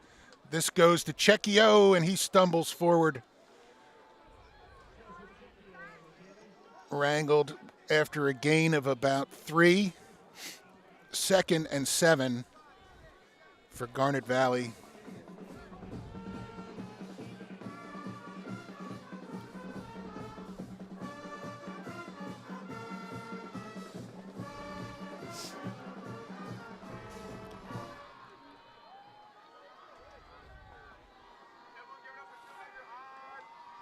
This is Mazzaros. Oh, yeah, had a little room.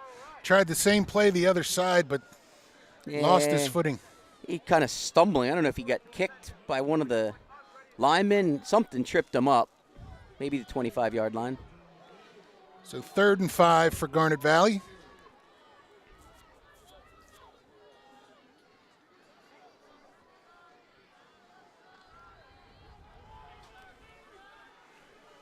Checchio and Bernard split.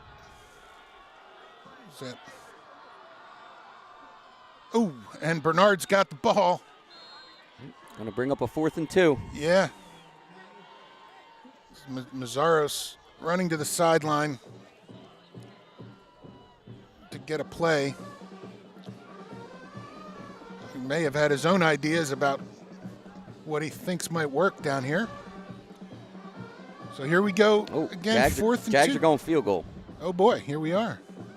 Comers comes in. Ball is on the 21-yard line. This would be a 38-yard attempt.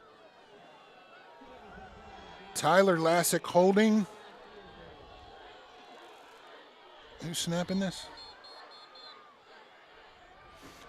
And Garnet Valley uses their first timeout of the second half. I think they were running out of clock. Lassick they had all 11. They had all 9 up front. But Lassick was waving and gesturing something. I can't see the play clock down this end. Mm-hmm. It's blocked by the light tower. So I wonder if they were running out of play clock time. It's got nothing on it now. It's just the 2 dashes. I wonder if the referees took it out of play.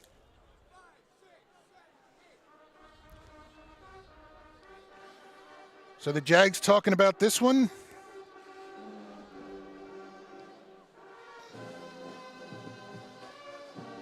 Take a quick moment to thank our partners at SFBN that bring this. Change their mind. They're going for it. All this to yep. That's timeout will do that for you. Jags going with some extra linemen in there. See David Dorff in the game. Kevin Green to the top of your screen. 4th and 2. Mazzaros is going to throw. Looking for room. He throws downfield. Caught! It's caught! Ronnie Caught! Larreris. Ronnie Larreris and a touchdown. Or is Wow. it right at the 1? No, I think he signaled touchdown. Yeah. Wow. Holy cow. Oh, yeah. Yeah, it's a touchdown. He comes out and catches it on the 1, comes back to the ball. Huge play for the junior. Wow. Ronnie Lareris, number 5. So with 8:55 to go in the game, Jags 2017, pending an extra point here to make it a 4-point lead. Yeah, obviously a very big extra point.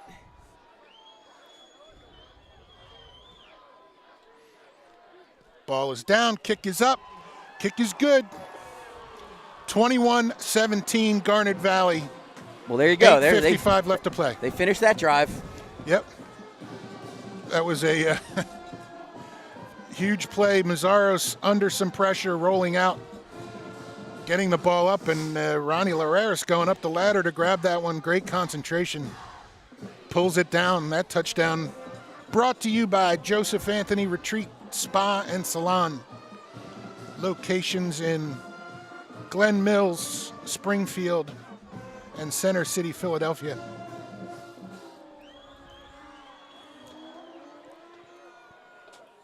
Woo! Just got word that our loyal listeners, watchers, General Widely landed from his flight from Charlotte to Tampa and is tuned in on his phone. Maybe a good luck charm here for the Jags in the second half. Yeah, and looking at the Downingtown East kick returners back down there deep again, they're playing that little cat and mouse game, keeping all 3 inside. But again, Horvath, not one of them out there.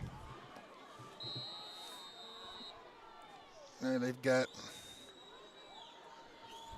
Looks like Wait in the middle. Wait, Jackson Smith, and not sure. And this one is returned by, looks like, oh, got some room up the sideline. Oh, I'm sorry. Yeah, that's number 14, Michael Leo. Well, Downingtown got the special team play they needed. We saw Springford do it last week after the Jags went up 17-10. Springford with that 97-yard kickoff return that tied the game. And Downingtown East gets the play they need. Puts the ball at the Jaguar 48, gives themselves the short field, and Horvath is back in the game. Good to see for the Cougars fans.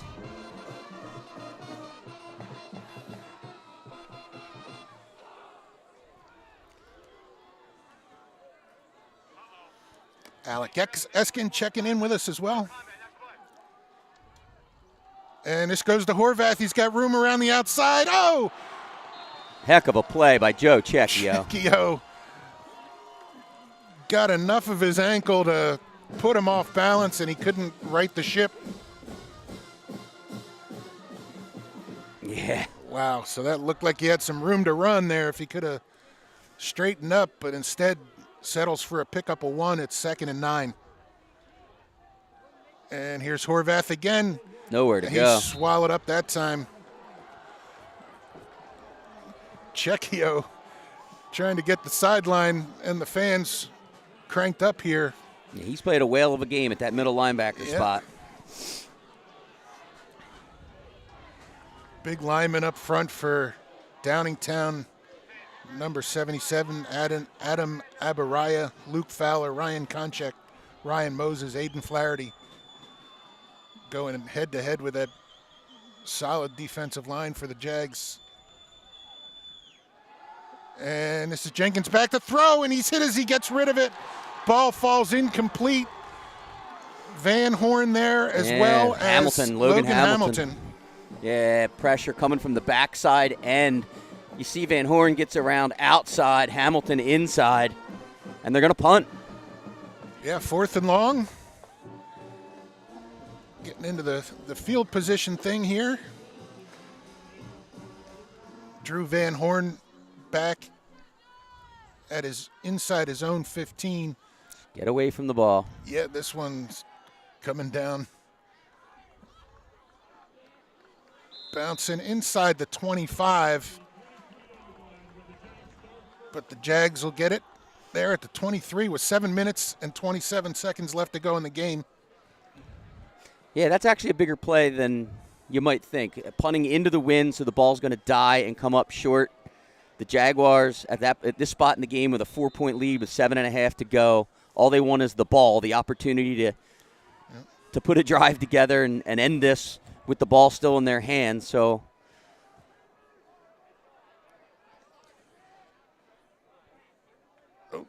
that's a little confusion there in traffic at the point of attack, so a short gain there too. Coach Matta putting a lot of faith in his defense here to say, with 7 minutes left, to say get another stop here and get the ball back and see if we can bring it down and win this thing. yeah, and every first down is an opportunity for the Jags to run off another 2 minutes. So Yep. Downingtown with all of its timeouts. Oh, and here's a give up the middle. It's Bernard again. He breaks free across the 50, inside the 40. He's tackled at the Downingtown East 35-yard line. A huge run. yes, it is. And we talked about his balance earlier. He runs through 3 tackles and really does a nice job. He senses that pressure coming from behind him and does a nice job covering up, because that's an opportunity where a guy closing on you from behind, you don't realize that that's an easy strip of a ball coming from behind. So in the last series, Mazzaros ripped off a 40-yard run on a keeper. This time it's Bernard with the 40-yard carry. This goes to Cecchio. Oh, and he gets some tough yards. Gets it down, picks up about 8. It's going to be 2nd and 2. Clock running under 5:50 to go.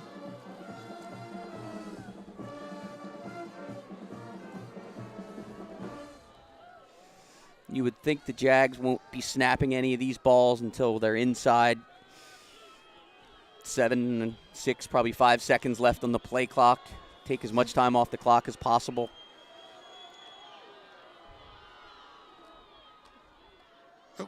This give to Cecchio, and he's got another first down for Garnet Valley off the right-hand side.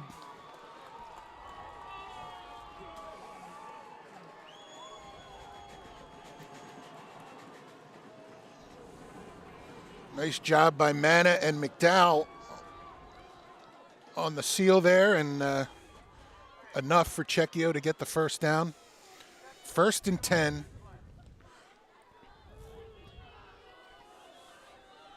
Five minutes left to go in this one.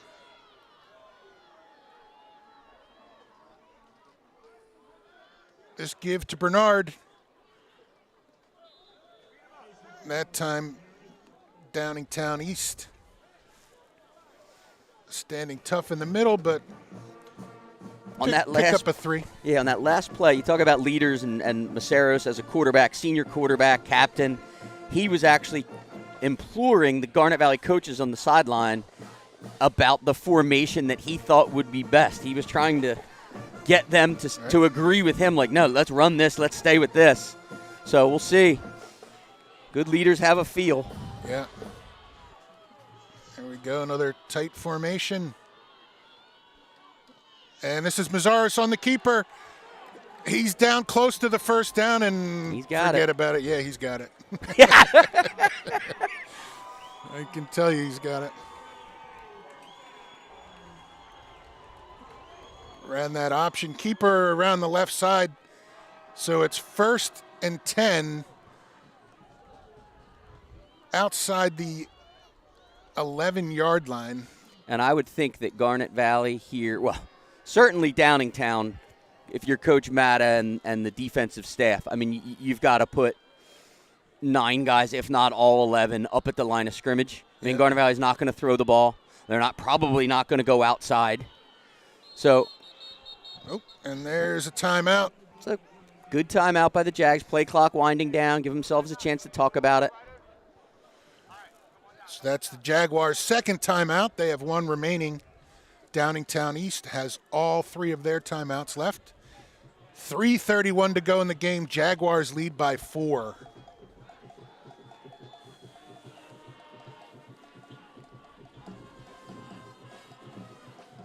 So Jaguars obviously in field goal range here. Could make it a 7-point lead, but I'm sure their goal would be to Make it a 2-score game. And make it a 2-possession game, and even on this possession, if they had a perfect world scenario, is to get a first down at the 1-yard line and take some more clock down before you score. Yeah, and the interesting thing here, too, is Downingtown's got to watch the clock as well. I mean, they've got their timeouts left, and if the Jags pick up, let's say, 5 yards, but obviously running the ball, they can run another 40 seconds off till they snap the ball. So you wonder if Downingtown East gets forced to start using their times just to ensure that they get the ball back with any kind of time left. They got to be thinking takeaway as well. And this is Mazzaros on the keeper. Not much there. Inside the 10 for a couple. Call it 3 yards, 2nd and 7. Yeah, and they don't use one there, so the Jags won't snap this next ball until there's about 2:40 left in the game. Play clock at 19. Game clock at 3 minutes.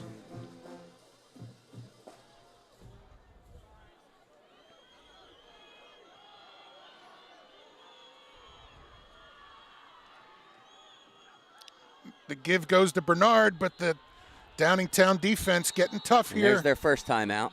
Yep. They call timeout with 2:42 left in the game.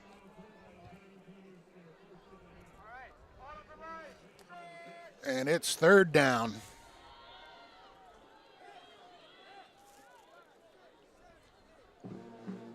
And they're deep enough down here. You wonder, the Jags, if they don't pick it up on this 3rd down.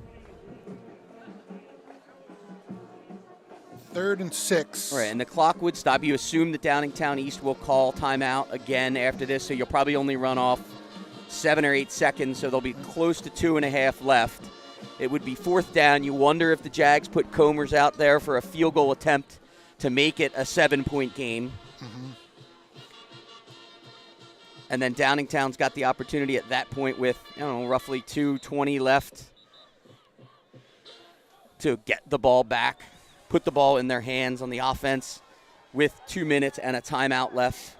As we've seen Blake from Downingtown East convert on 1 field goal attempt already, so forcing a touchdown and making Downingtown go the length of the field is obviously one scenario. Of course, getting the first down and scoring is certainly. Oh, and Cecchio cuts it up, but he's tripped up there by number 14, Michael Leo. And Downingtown does call their second timeout with 2:29 left. East stops the clock. 21-17, 2:29 left in the game. This is great stuff, Pat. Yep. Again, getting back to our partners, the Garnet Valley football alumni that sponsors these games, and our great partnership with SFBN, the Sports Fan Base Network. And hats off to our season-long producer, the great Kevin Conley here, and working the cameras are Joe Magro, who produced for us last year as well and was with us for a couple games this year, Luciano Duffy, and Carlton Wiggins. Carlton down on the getting you all those sideline shots tonight. The Jags O is going to stay on the field, and I get this. So Downingtown now only has 1 timeout left. Even if the Jaguars don't pick it up, this is what it's all about, folks. Friday Night Lights. Downingtown would have to go 97 yards in 2 minutes with 1 timeout. 2:20 with 1 timeout. 4th down and a long 2. And Mazzaros looking to throw. He gets the ball off. Caught in the end zone. Oh. Jake McDowell. 86, Jake McDowell. Dad Sean, I saw him at halftime. He said, Coach Mink, I think we got this. He said, we need 2 scores, Coach. And that's the Jags' second score of this second half. So McDowell is 6'2", 170-pound senior. Just kind of basketball move. That one boxed out the defender and made the catch to put the Jags up by 10, pending this extra point.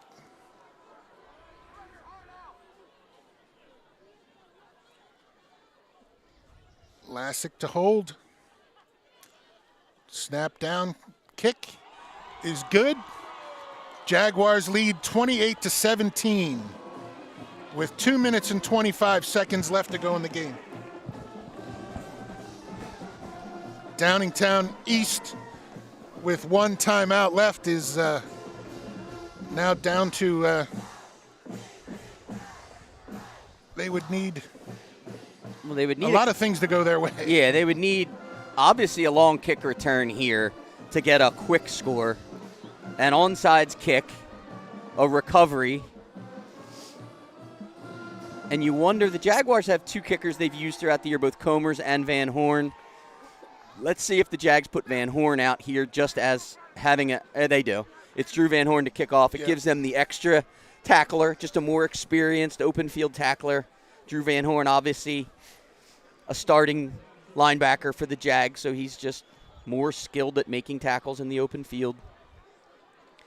At this point, it's not about kicking the ball in the end zone. It's about limiting the big play. Yeah. And they're kind of tightened up to this side of the field. You'd think he's going to kick it down here to the near side of your screen. And he squibs it. It's fielded around the 30. Yeah, and that's a great move by the Jaguars. Yeah. It forces Downingtown to still now put the offense on the field. You get a guy running the ball that's probably not an actual kick returner, one of those up backs. Great call by the Garnet Valley special teams coach, Jeff Hill. So the ball will be at the 38-yard line, so decent field position, but clock now at 2:21 to go in this game.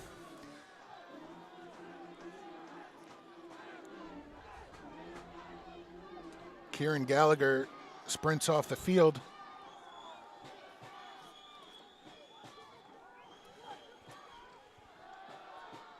Jenkins looks for the quick completion to number 9, Eric Thielander, but a little too hot for him. Falls incomplete, 2nd and 10. 3 seconds go off the clock, so it's 2:18.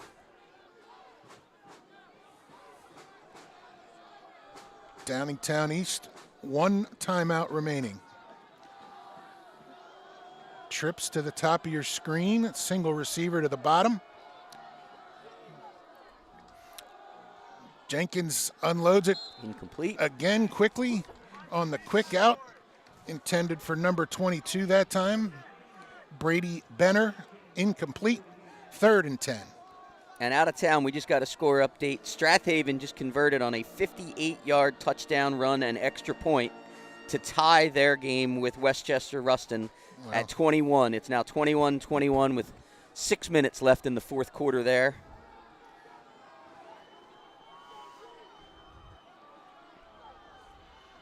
Jenkins back to throw. He gets it out to his receiver, and he gets out of bounds at right around the first down marker. Caden Walsh, number 84, on the completion. And that'll be a first down at the Downingtown 48-yard line. Oh, no, they did not give him a first down. It's 4th down. 4th and short. Oh, geez, here we go again. It's 1st and 10 at the 48.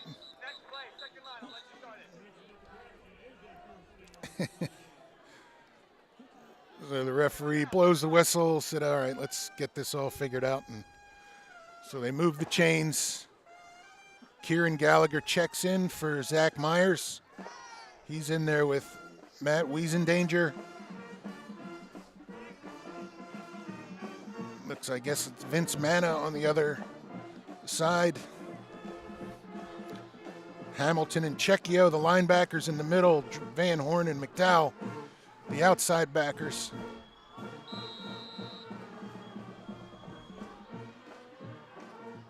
Jenkins back to throw. He throws across the middle. Got a lot of velocity on that, but right through the hands of his receiver. 2nd and 10. 2:03 left in the game.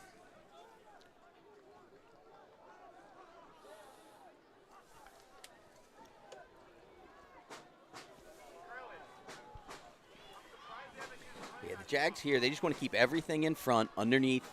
They don't mind giving up the short pass. There was tried to set up that screen again to Horvath. That time incomplete. Bunch of Jaguars there anyway. Wouldn't have been for much had he caught it. So 3rd and 10. Look for number 84 has been his most reliable target on the intermediate patterns. The slot back number 31, Michael Brown, as well.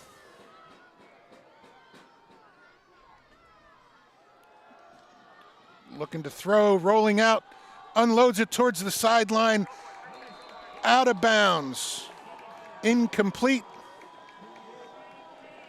4th and 10. Coach George White flashing some hands down there on the sideline. He snagged that ball. Big play for here, and this is it, folks. This is 1:51 left to go in the game. Downingtown East still has one timeout, but they are not much they can do if they don't convert on this 4th down right here.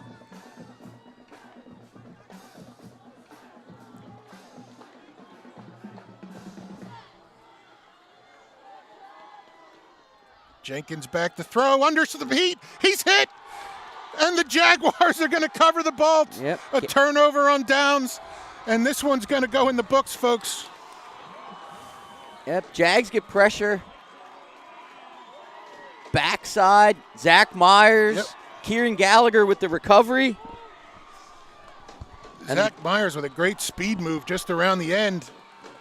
So the Jags take over, and I hate doing the math and stuff, but thinking that even with the one timeout, the Jags can go victory formation here and run the clock.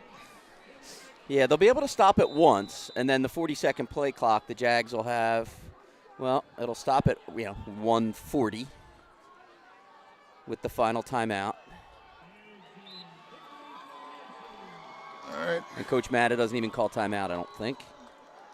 Nope, No, he does not. yeah, still needs 2 possessions here to win, so he's done that. So with the clock running under 125, this one looks like it's going to go in the books as a 28-17 win for the Jags. And I'm trying to get an out-of-town score.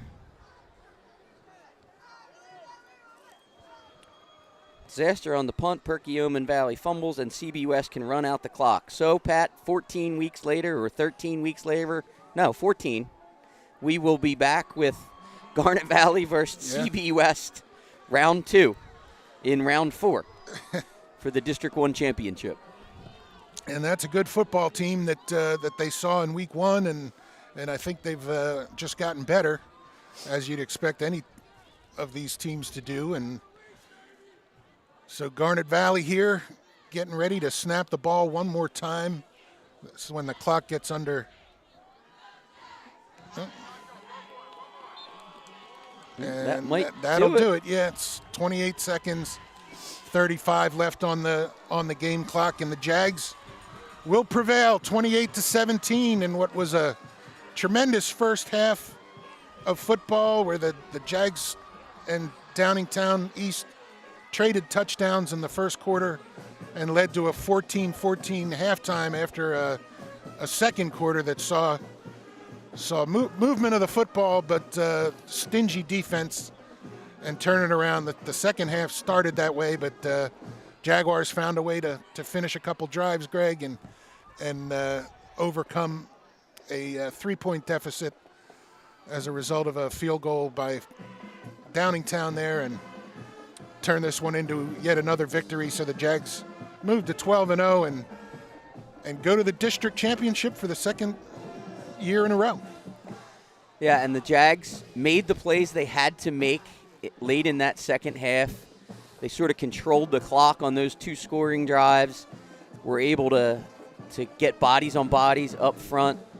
And what a testament to this group of Garnet Valley football players. Downingtown East is a great football team. We saw what they did against Coatesville and Downingtown West the 2 last weeks. Obviously, Bo Horvath, their superstar running back, was dinged up a little bit, in and out of the game. Was only on the field for a handful of plays in that second half. It's a shame that he wasn't able to be at 100%. Westberg and Minjoni both in and out of the game for the Jags. But certainly the emotion that the Jaguar players had, the highs and lows all week. And there's not a player on that Jaguar roster that wouldn't tell you they didn't have a little thought of an angel looking over their shoulder. Yeah. And they went out and did it. It was a blew out by Jag Nation, and they went out and did it with their buddy Bryson looking down on them. And every single one of them would tell you that. And it's fitting that you see Abi Vaca and Westberg there at midfield with the trainers. Yep. They are slowly making their way to the huddle of coaches. So congrats to the Jags. It'll be CB West in the District 1 championship here next week on Black Friday. So that means one thing what the Jaguars always set as a goal, and that is having a Thanksgiving morning practice. So we will see you on Thursday. Yeah, thanks everybody for joining us, and thanks again to the folks at SFBN, the Garnet Valley Football Alumni. Good night, everybody. We'll see you next week.